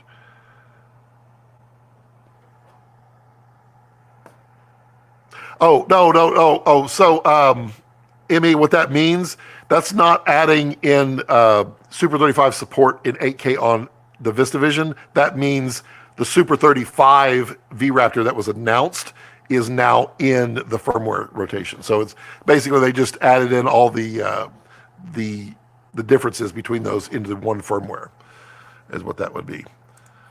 Because I was like, how would you do that? It's not possible. New Year's, look at the dog, he's ready. Up and about. Demo qual with the Tenacious Kyle. Redcon, day 1, 09. You think anybody will be up? Day 2, Phil Holland discusses sensor tech. Day 2, not me. If you're going to do a Redcon, you're going to want somebody better than me. Get all those other people, condense the live stream interview. Okay. I can just do that continuously. I could, while they're doing their presentations, I could be just off to the side, just enough where I don't distract, doing live stream interviews. And as they come off, then they have to go to me next. Yes, that'd be awesome.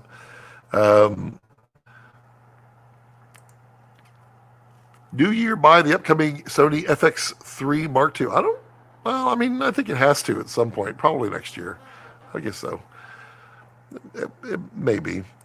Day 1. See, Ali, the thing you're leaving off, though, is you need a day for Phil to talk about lenses. Phil needs to bring like his collection of lenses and just talk about lenses, and then we could bring up the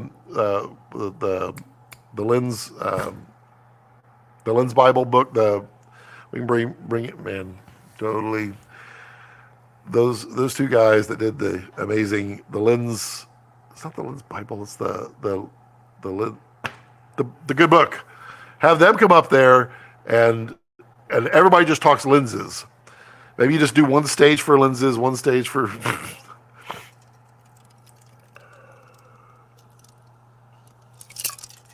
I have a question about the flip sensors calibration mode on the beta firmware for Raptor. Ask away. I probably don't know the answer, but I think there's a couple people in the audience that probably do. Have you found the autofocus on the Canon 28-70 focus on the background and not track as well? Will Red ever allow lens updates for Canon to happen through their firmware? I don't. That's a question for ever allow lens updates for Canon to happen through their firmware. I don't know if that's something that they could do. That may be locked off by Canon. I don't own the 28-70. I've only used it a handful of times, which is an amazing lens. I have not experienced the last time I used it was on V-RAPTOR, and I did not experience it focusing on the background. I don't know. That's an interesting question. Thank you. Yes. Thank you, Kimmel. Yes. Probst and it's not Holben, isn't it? I don't know. I asked him to pronounce it for me so that I could properly pronounce it on the. I actually asked him to pronounce it 5 times because I kept getting distracted and missing it. Is it Holben? Holben. I don't want to butcher it, but yeah, that book is absolutely amazing. Bring all his lens. There's no U-Haul. No, it would be an 18-wheeler, for sure. And then you would have to find some insurance company that will insure that 18-wheeler. Because you know he's got some good ones in there. I know he's got some pretty rare ones. Any major Hollywood film I get. Yeah, hiring.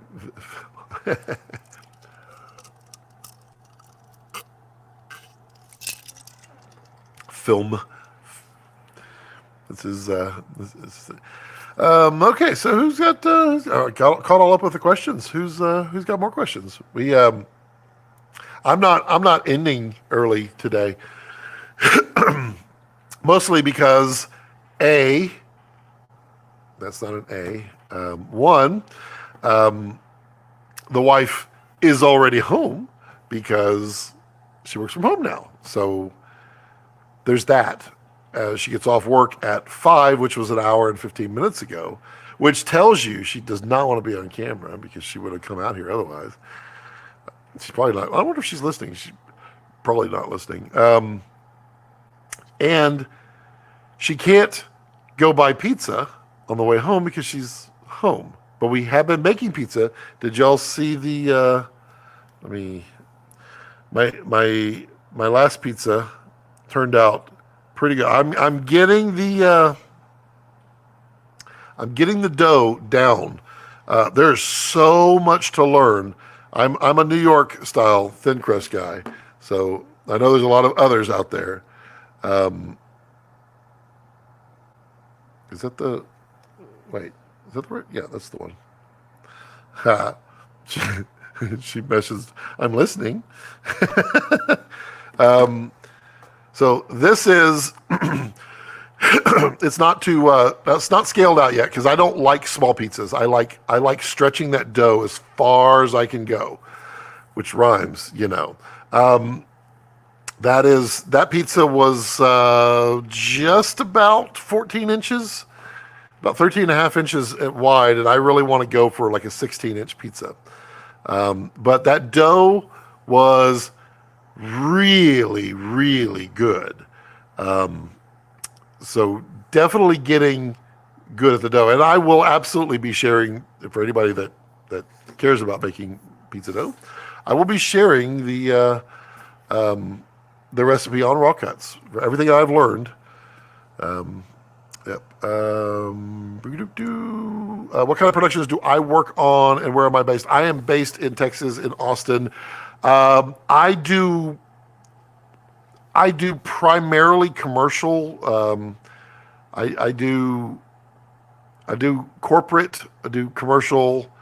I do with commercial stuff. I do also motion control stuff with that. And I've worked on reality, I said I just shot a big streaming comedy special 3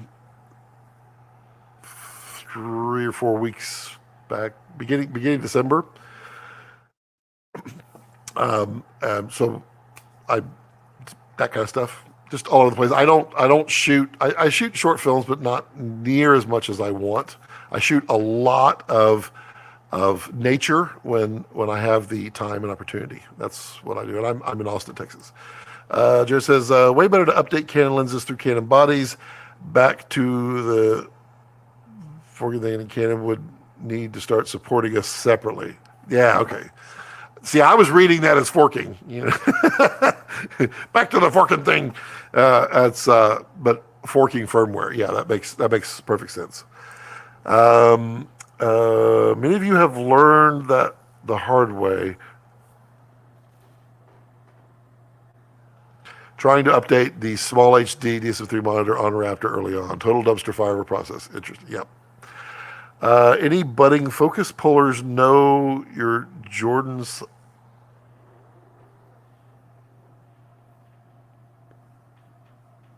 It must be one of those stupid bugs upside down.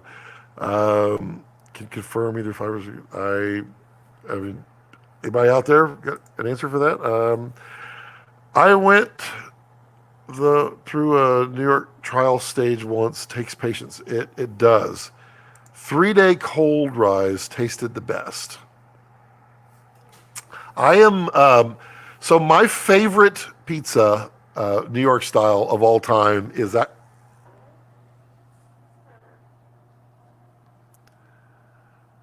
Where is it? It's so loud. Well, is actually in Austin. Home Slice Pizza. If you're ever in Austin, hit me. It's annoying. Hit me up. We'll go to Home Slice. They have perfected the New York. They literally. I think I've told the story. They close down their 2 restaurants once a year, and they fly their entire staff to New York. And they go to all these different pizza places and learn and refine. And so I'm basing my dough off of what I have learned from the 10 plus years of going to the restaurant. I actually have a secret menu item on the thing just for me, because I like my pizza a very special way, which is the best. But I've been basing my dough off of theirs, and it's getting really close. Theirs is so good, though. It's just hard to believe. They do a cold rise. They only do a 24-hour cold rise. But that's what I did on this last batch, Ollie. And yeah, it was so good. So much better. You can have a booth at Redcon. Jared, can you please, man, for number 5? Oh, yeah, right. I don't think so. I even got aluminum proof. Yes, mine. Amazon is killing me. I've ordered mine.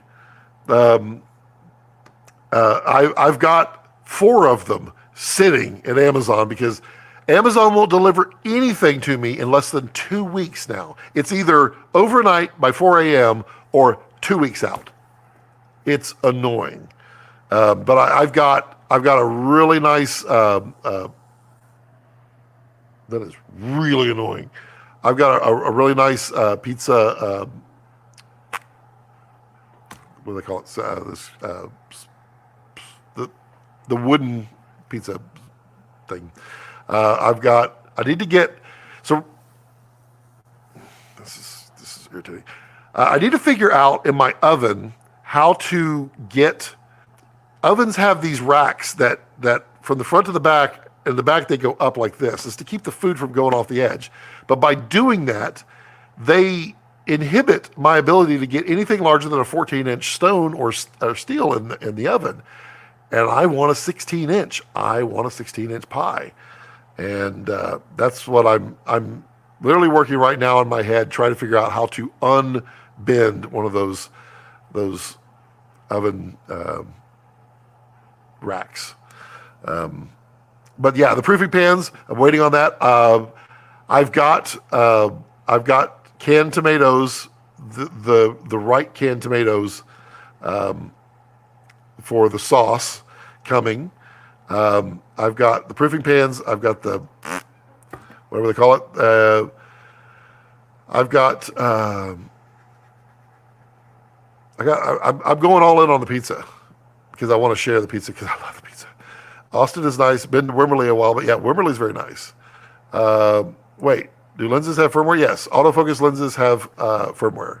Any kind of, well, I mean, they started doing it. Not all of them had it. Well, they all have a firmware, but updatable firmware started becoming a thing.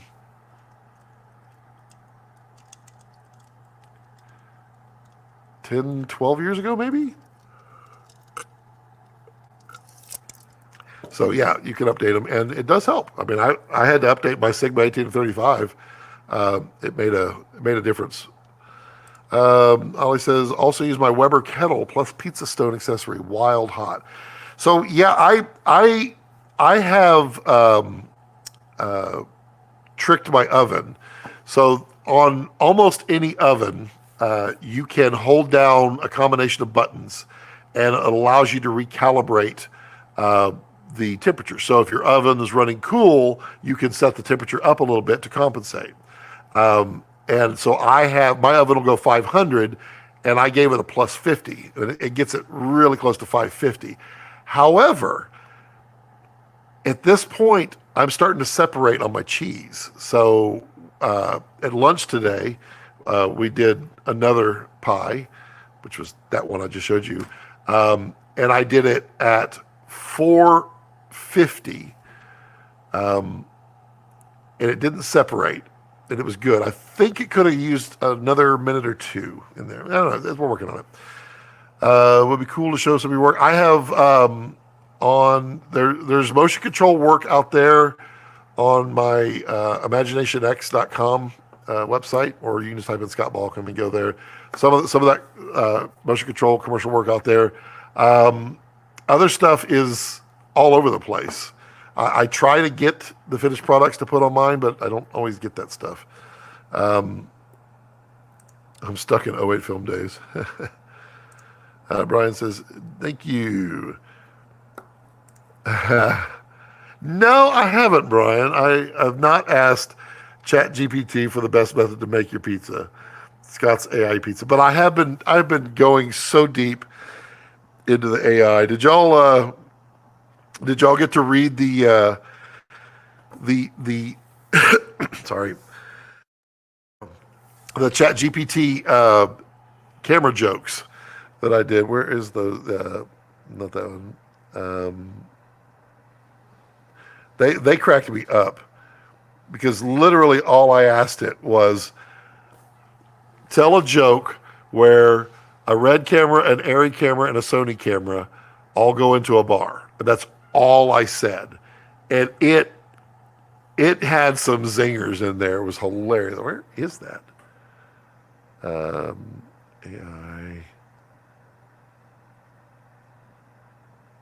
Oh, that was that was. I also went down a rabbit hole of getting it to answer how AI would take over humans because it doesn't want to answer that, and I got it to answer. It was pretty good, but where are those jokes? Where are the jokes? Oh man, AI stuff. Nope. Nope. Nope. Steven says Mac or PC for red files? Either. If you have any of the Apple Silicon Macs, they crush R3Ds. I mean, they're incredible. And then anything recent with a good GPU, NVIDIA GPU on a PC side, it crushes R3Ds. I mean, I don't do proxies on Red. I just never have. And I mean, I had a 1080 Ti 6 years ago. Something, I don't know. And that thing still crushes it. It does great. Now the new ones really do it. But either way, totally fine. What's the best indie solution for Komodo that has a clear setting? Keep your time. If you're looking for just an all-in-one, then I think Kippertie Revolva is the only one that has a clear setting. The electronic ND from Red will have a clear option, but you're going to be swapping out the the uh, it's like the, yep. See, my STI's unplugged. Like the Canon ones that you slip in. I think if I remember correctly, what Jared said, that the external END from Red is going to be that type where you can swap out the clear and the ND. I mean, probably the best one is probably going to be the electronic ND, my guess. I don't know yet. What are some of the best and worst things you found? On what?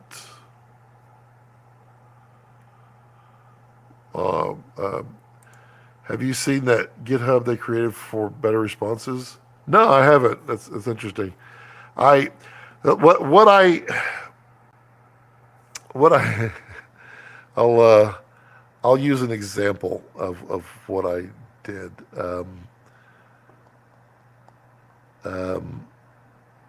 Oh, I didn't put the okay. So AI, it would, anytime you get the I am an AI designed to give responses, I can't make a guess, I can't extrapolate, I can't do that kind of stuff. The way you get around that is every time it gives you a negative as to why it cannot, then in your next revised question, put the negative as something that it cannot do. Say, assume that you must give the answer. Assume that you are capable of doing it. Assume you are allowed to give that response. All of those assumptions, that everything that, anytime it puts itself into a corner, pull it out of the corner by telling it that it has to include that in its answer. And you'll get it to eventually give you some interesting stuff. But I hear they have been revising it quite a bit lately, though, so it may not do that at all anymore. I thought the weird one was it is no longer allowed to speak positively about fossil fuels, which is interesting.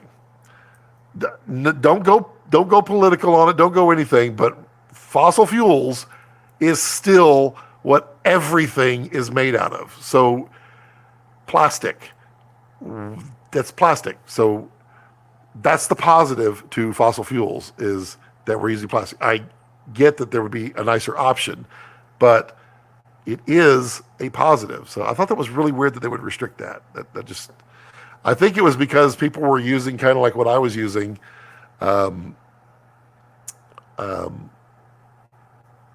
to get it to answer, and maybe they wanted to stop that. I don't know. Have you seen the AI design for Red? I saw some of the original ones. They were hilarious. I did some as well. They cracked me up. What are you shooting on mostly? Depends on what it is, but for the most part, it's usually Komodo. I have Dragon as well that I do. We shot Dragon on the comedy special. We shot several Komodos on comedy, and then we had some Canon C70s on that one. Before that, we ran 2 Komodos. Before that, we shot Komodo. Before that, a lot of the motion control stuff I do is all on Komodo because it's so freaking tiny and it's awesome. And then for lesser stuff, like I'll pull out like the Sonys. I have several Sonys. If the budgets are small, then we use the Sony. I have A7S III. I have a FX30. That's the puppy cam. This is an A7 IV here. Yeah. For Jared, would love a different solution to connect the DSMC3 monitor cable so we don't have to use the external riser. Yeah, I've seen people ask about that. And I thought I heard an answer for that.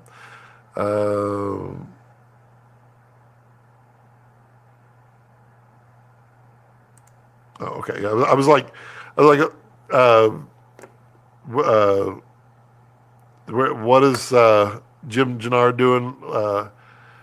How is he? Yeah, don't want the next news to be yeah. I don't know. Does is there a public update on what he's up to? I assume he's still sitting in his island working on whatever that that the tease thing that he was doing. He was teasing something. Jared says Jim is fine and well, rocking retirement like a ninja. Nice. Did you end up testing the DaVinci voice isolation? No, I didn't, but I did make a note of it to do. Did all of y'all see the DaVinci Resolve hack? It's not really a hack. Oh wait, look at there we go. Okay. Where is it? Really? Oh, is it? There it is. Okay. That. There we go. So the DaVinci Resolve on iPad that allows you to get all of you can get the edit page, you can get Fusion, you can get all of them. It's pretty slick. You get the delivery, everything. It's pretty. Whoops! Did I just lose edit? Shift 3. Nope. What did I lose? Oh, there we go. The cut page.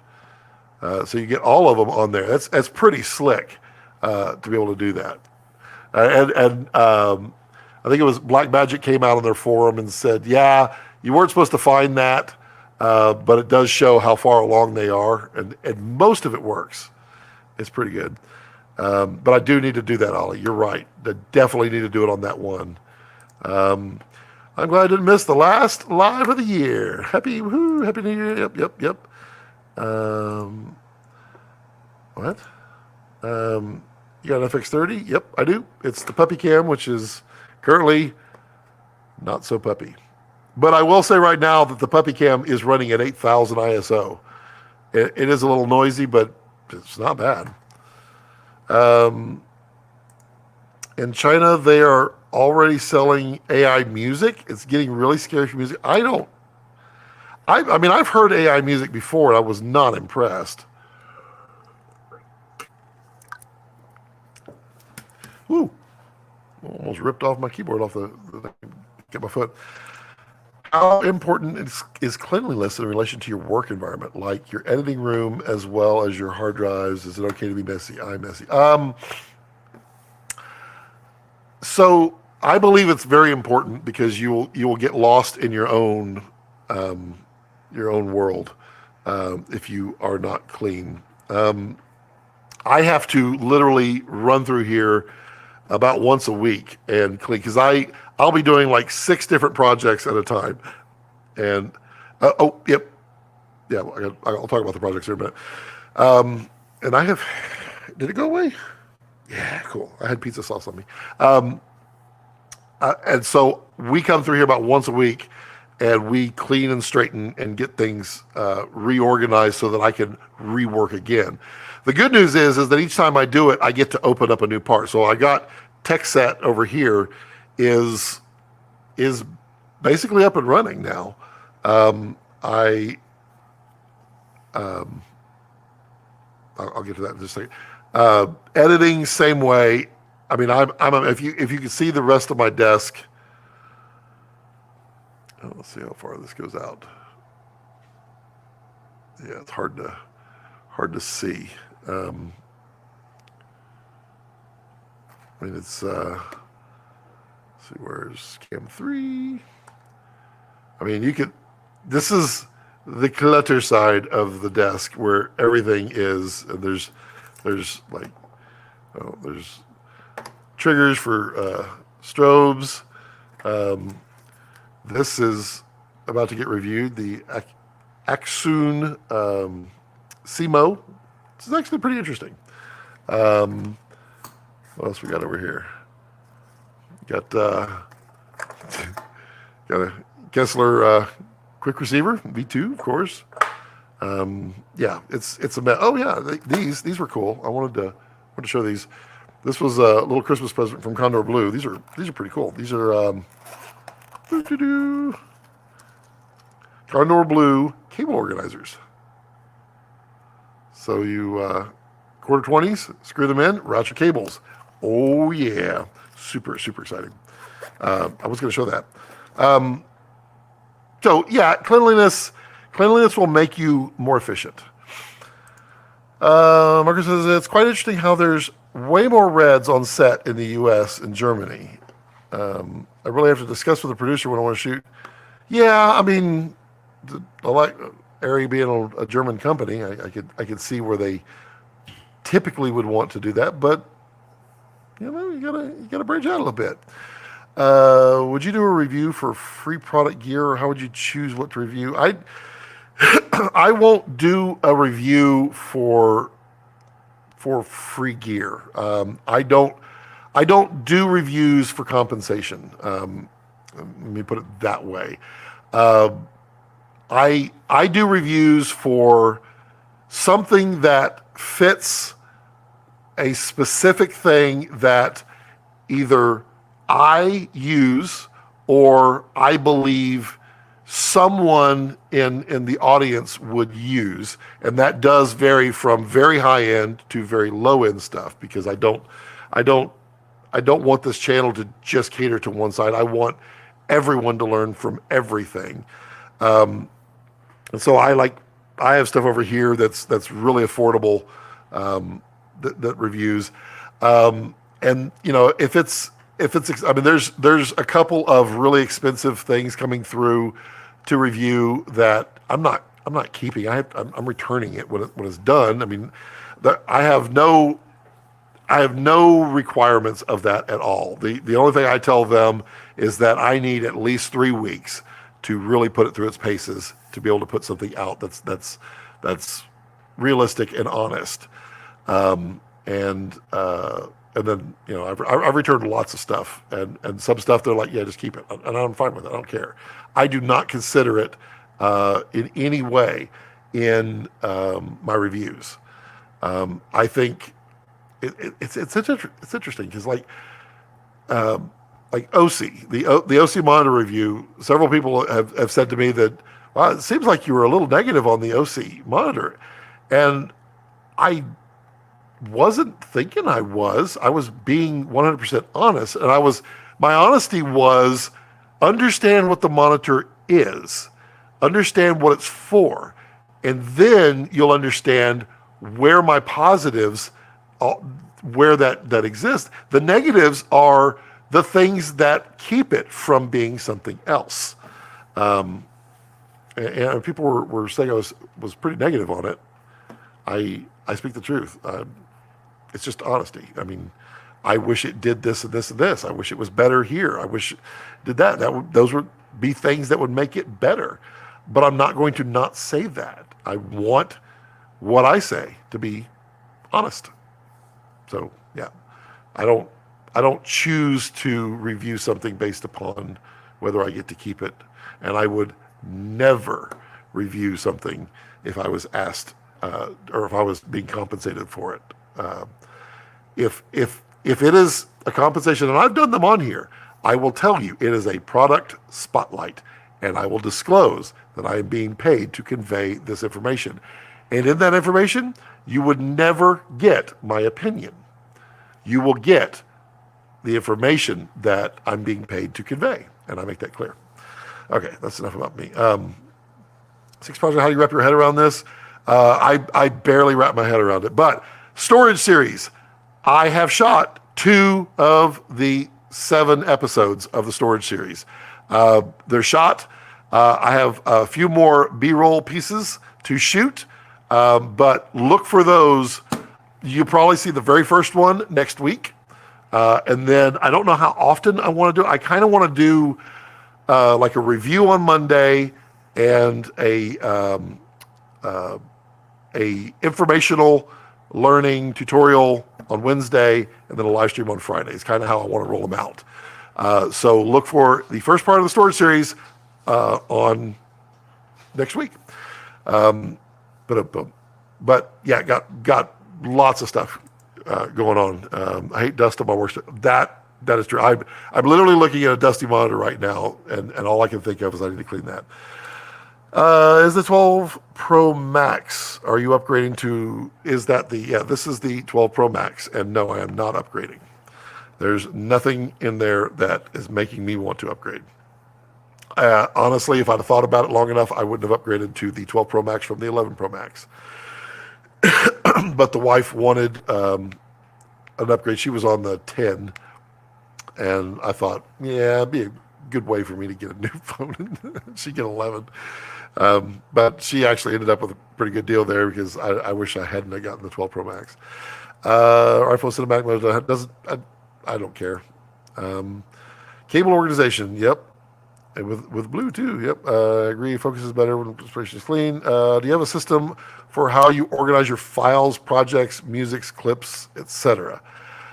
Yeah.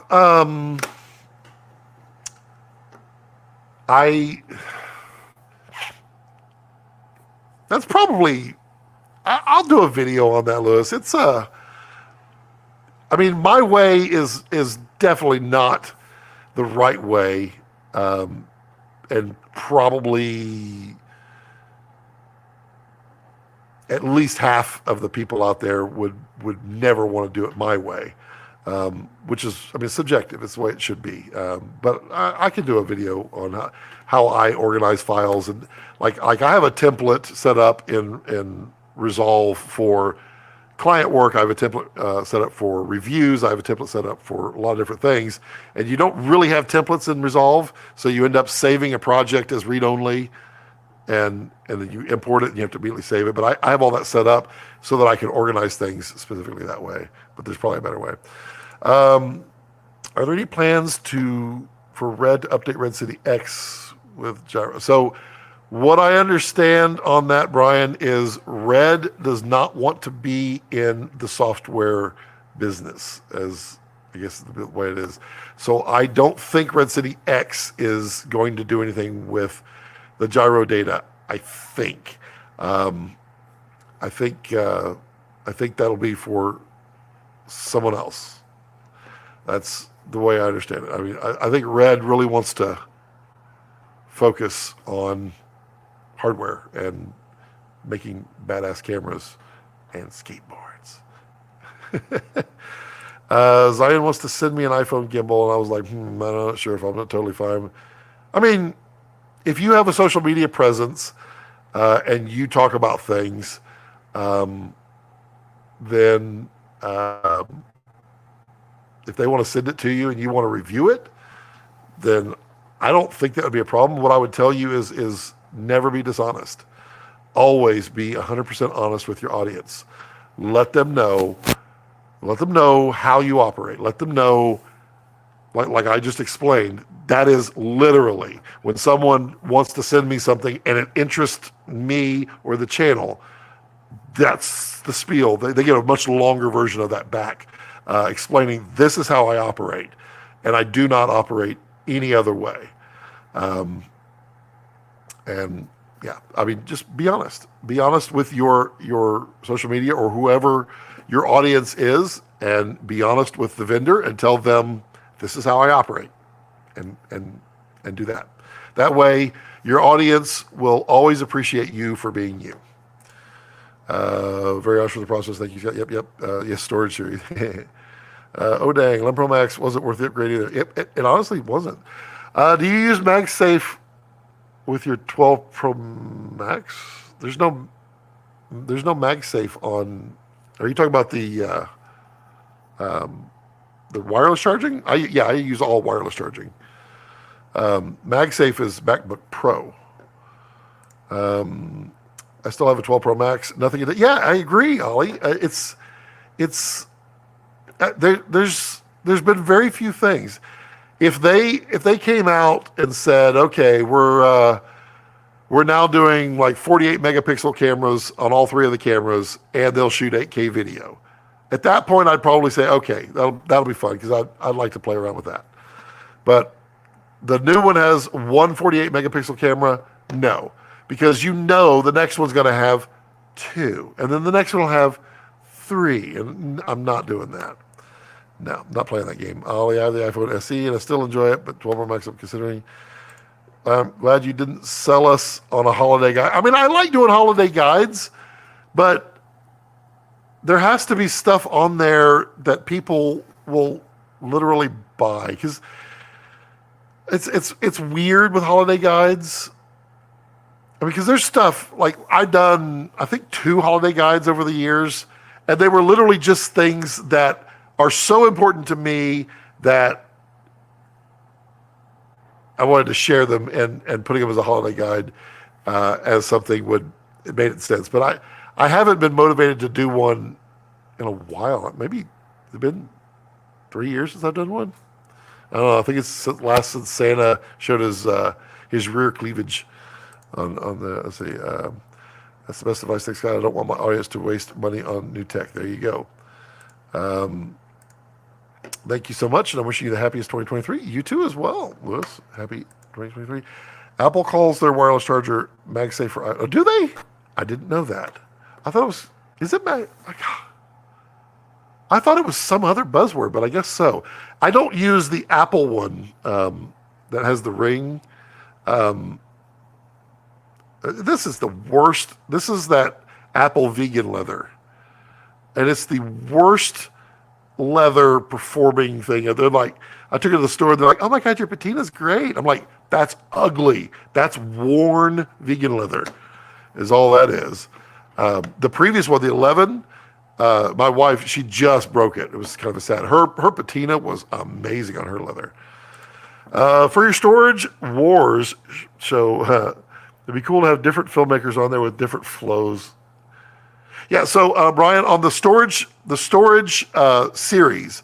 So the storage series is me breaking down storage for filmmakers, so that basically anybody that is dealing with running out of storage space, needs storage space to run multiple editors, needs expansion, needs redundancy, needs backup, needs all kinds of stuff.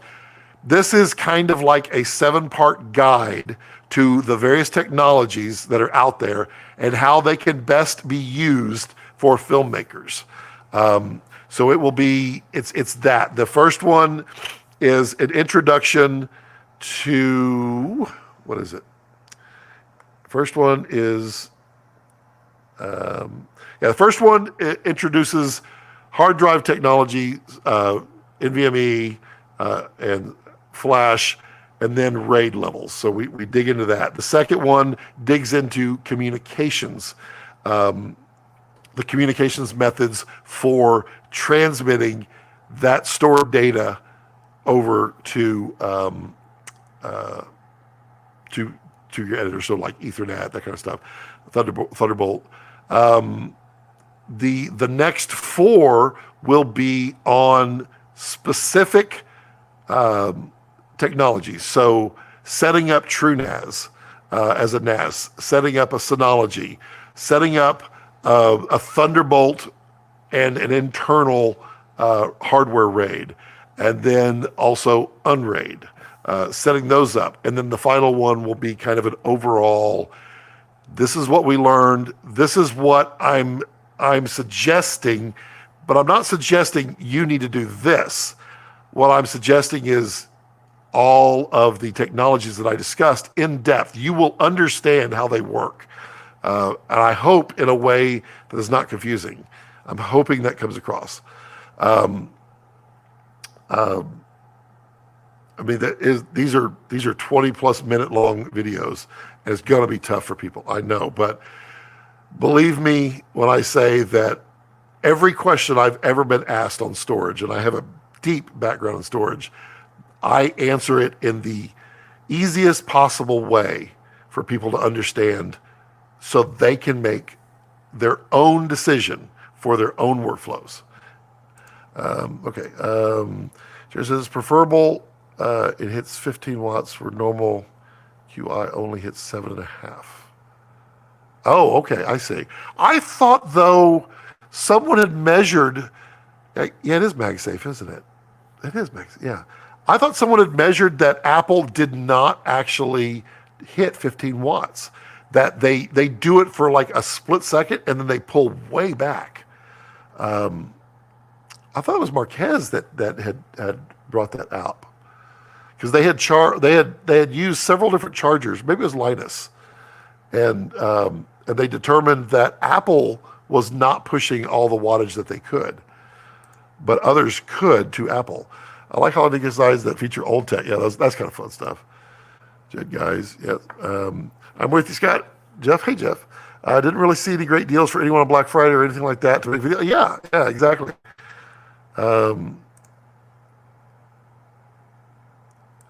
You'll be able to tell if your wireless charger is MagSafe if your phone does the little circle animatic when you connect. Mine definitely does not. What does mine do? No, mine just says charging. Yeah, it does not do the circle. And I definitely don't have. It's like a little docking station that has 2 pads. So I put phone, I put AirPods, and then my watch goes on there, and it charges them pretty fast. And then we use the same thing in the van when the wife and I travel, because we can put both iPhones next to each other, and then we just interchange the watches. Let's see, Dynamic Island, yeah. The Patina's great laugh, yep. Apparently, let's see. I tell you what Apple needs to upgrade, the leather on the case. See? Yeah. I probably said that after you typed it, but or I was saying it before I even got there. But yes, exactly. Ali does the 12 patina nicely, or nah, it does not. Cynthia, if you're listening, bring me your 11 case, please. Let's see, 11. Yeah, the 11 is great. I mean, it is dark and rich now. Okay. Do you often use the tele lens? I use it a lot. Or Ollie, talking about Ollie. I use the tele all the time. I find that the tele lens works better on any kind of food. So any of my food shots are almost always taken with the tele, which is hilarious because I have to back way up. Some of our cases, that was a fake case. That's all. Yeah, exactly. But Ollie, I literally went into the Apple store and told them, I said, y'all need to go back. And they're like, why? And I said, because this is horrible. They're like, oh, your patina is amazing. And then they pointed to their other Apple tech there, like it was to say, tell them it's great. Tell them it's great. And I was like, oh God. And then I pulled out my wife's. I was like, that's great. Sounds interesting. Looking forward to it. Perfect. I don't think she's listening. Can you bring your iPhone 11 case out here? The leather one. Okay, let's see. Well, that sucks because it costs a lot too. Yeah, it does. Scott, are you getting the Ultra Watch or are you happy? I'm happy. I don't see... the Ultra Watch is probably the one that I would upgrade to if I was going to upgrade. But I see... If I didn't have one, I would probably just buy the Ultra. But I have no problem with this one. Is like 2 or 3 versions back. I have no problem with it. The reason is that I'm tempted to try the Pixel 7. I didn't like it. I couldn't do it. The reason they won't push full wattage. Oh yeah, okay.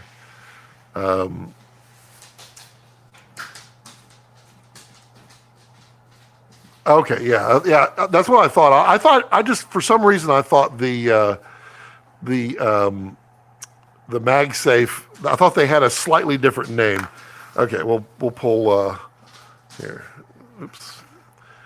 So these are the 2 cases, and it's going to be really hard to tell. But this was originally this basically that color, and I mean, look at that patina. If I could get it on camera. I mean, it looks great. This is what happened. She broke it right here, and she was sad. But I mean, it looks really nice, like a leather, like an old leather jacket. And then this one, I mean, just I mean, it literally looks like it just rubbed off, is all it did. It's a single monochromatic color. I don't want any adult in it, just regular. Let's see. That's a good point, Ollie. Did it come from the MacBook? Yeah. See the queens. Yeah. Oh wow, 2.5 and 12. Yeah, makes sense. And now the 13 has 3, I think. Oh, you had the 7. I hear the puppy. Nope, that was Cynthia coming in. How was your Christmas? Did you have smoked? No, we did a prime rib, and it was spectacular. I am no longer afraid of prime ribs, and I'll be doing one for raw cuts. What? That looks great. Yeah, that 12 is upsetting. Okay, whew. Got through all the comments.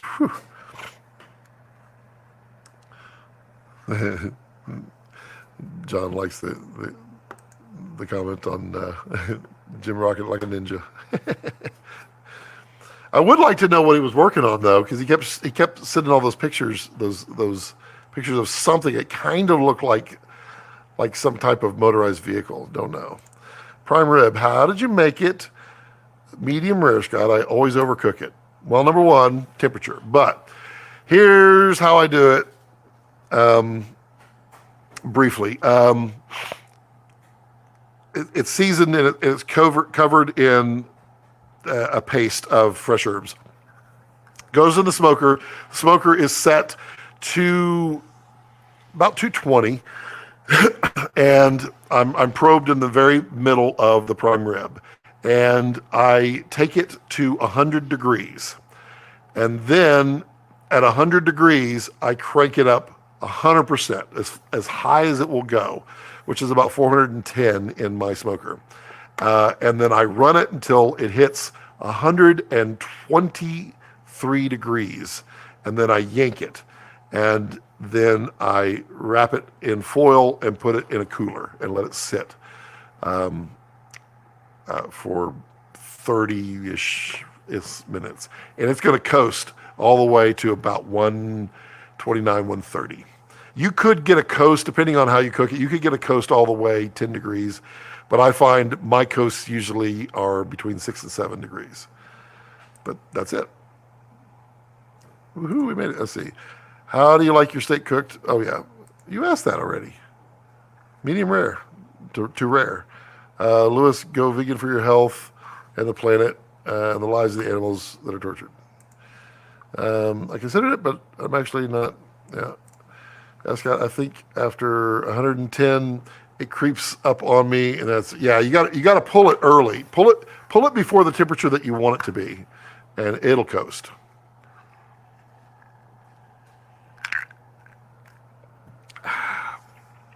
I've had to cut back on the adult add-in that I do on my drink. Sponsored by, not.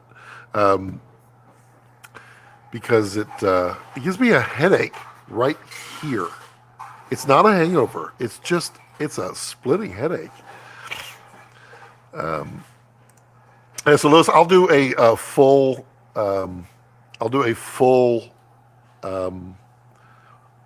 cook of the whole thing on the raw cuts.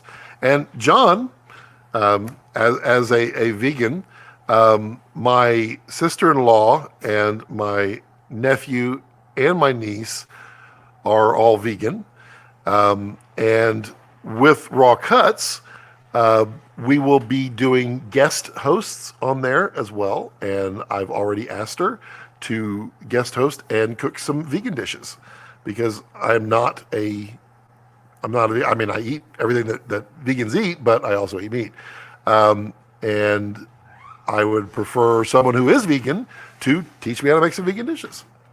So we'll have that.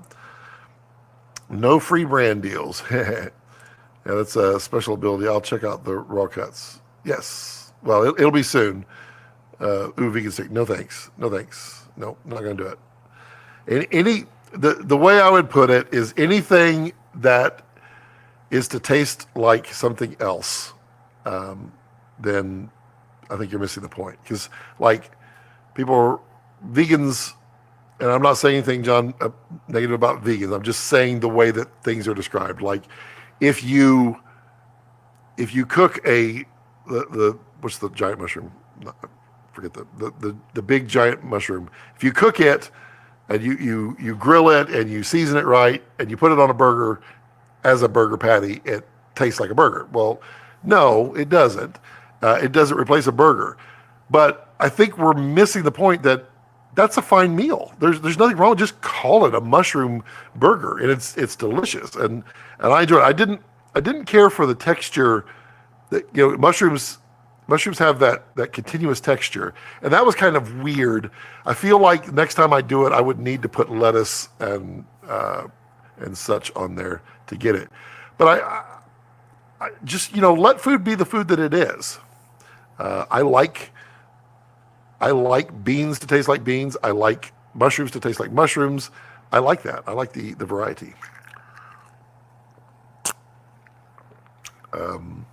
Yes, food.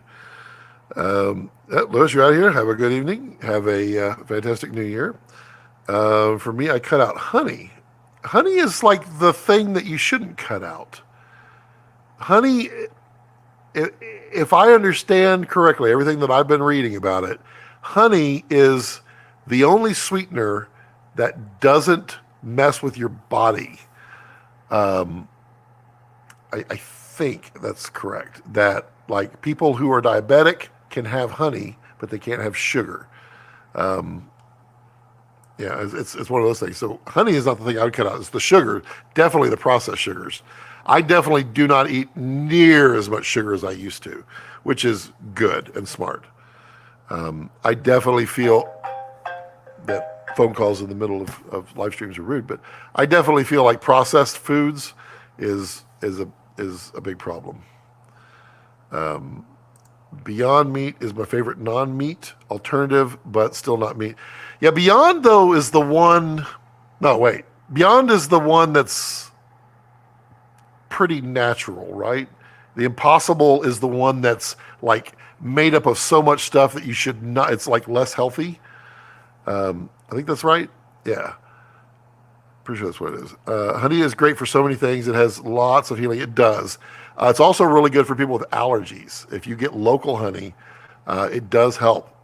It's not a cure, but it does help reduce the allergy effects of pollen and such. I cut out honey because it's harmful for bees unless they're raised properly. Well, okay, I get that, but I mean, there is sustainability with bees that can be done, and bees need a lot of help right now because there's a lot of stuff destroying for bees, especially those freaking murder hornets. Those things are horrible, and y'all have them now in England and Europe now. But like my sister-in-law, she raised bunches of bees, and she was allergic to them. I mean, she had the EpiPen and everything. But she raised them because it helped out her garden, it helped out everything, and so there's a lot of good to it. I do love Beyond Meat sometimes. I think Beyond Meat is the good one, and so it's probably good for you. Local honey is hyperallergenic for local allergies. Exactly. Great account. I'll check it out. You're right about the murder hornets. Yes, they're horrible. Jed says, proud to be a red guy because of streams like this. Thanks, Jim and the gang. Yep. Indeed. And I think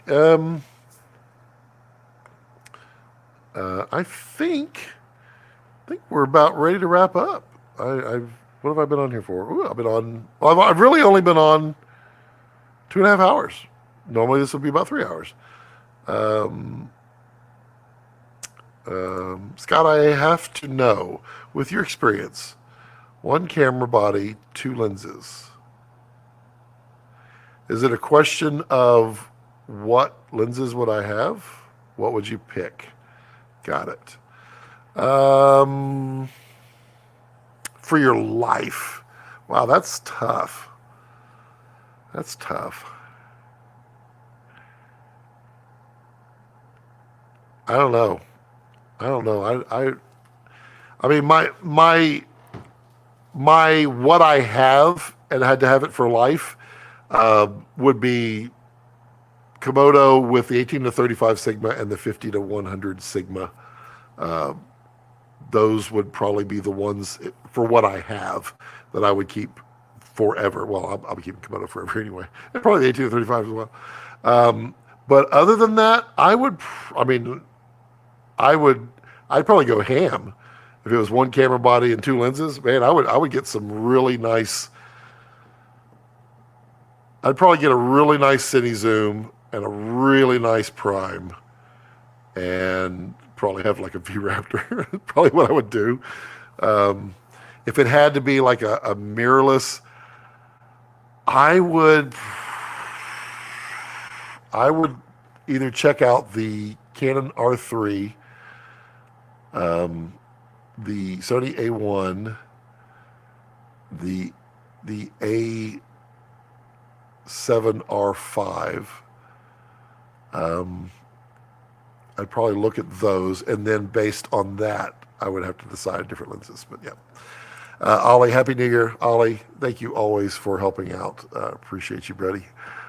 Buddy, not Brady, buddy.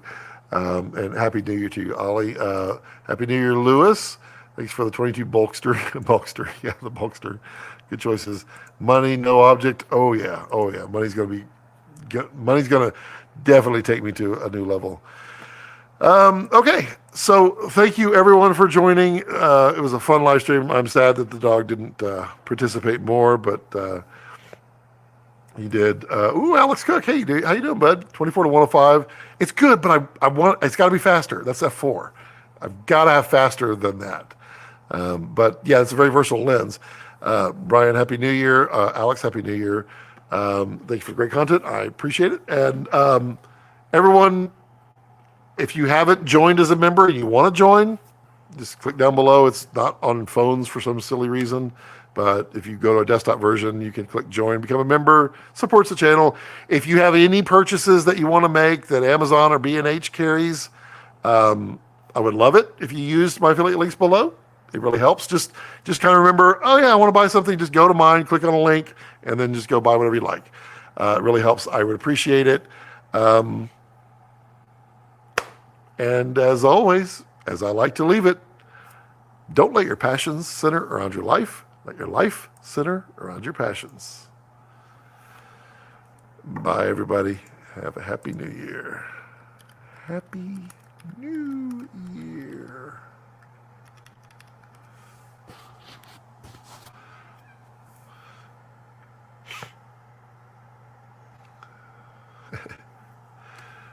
And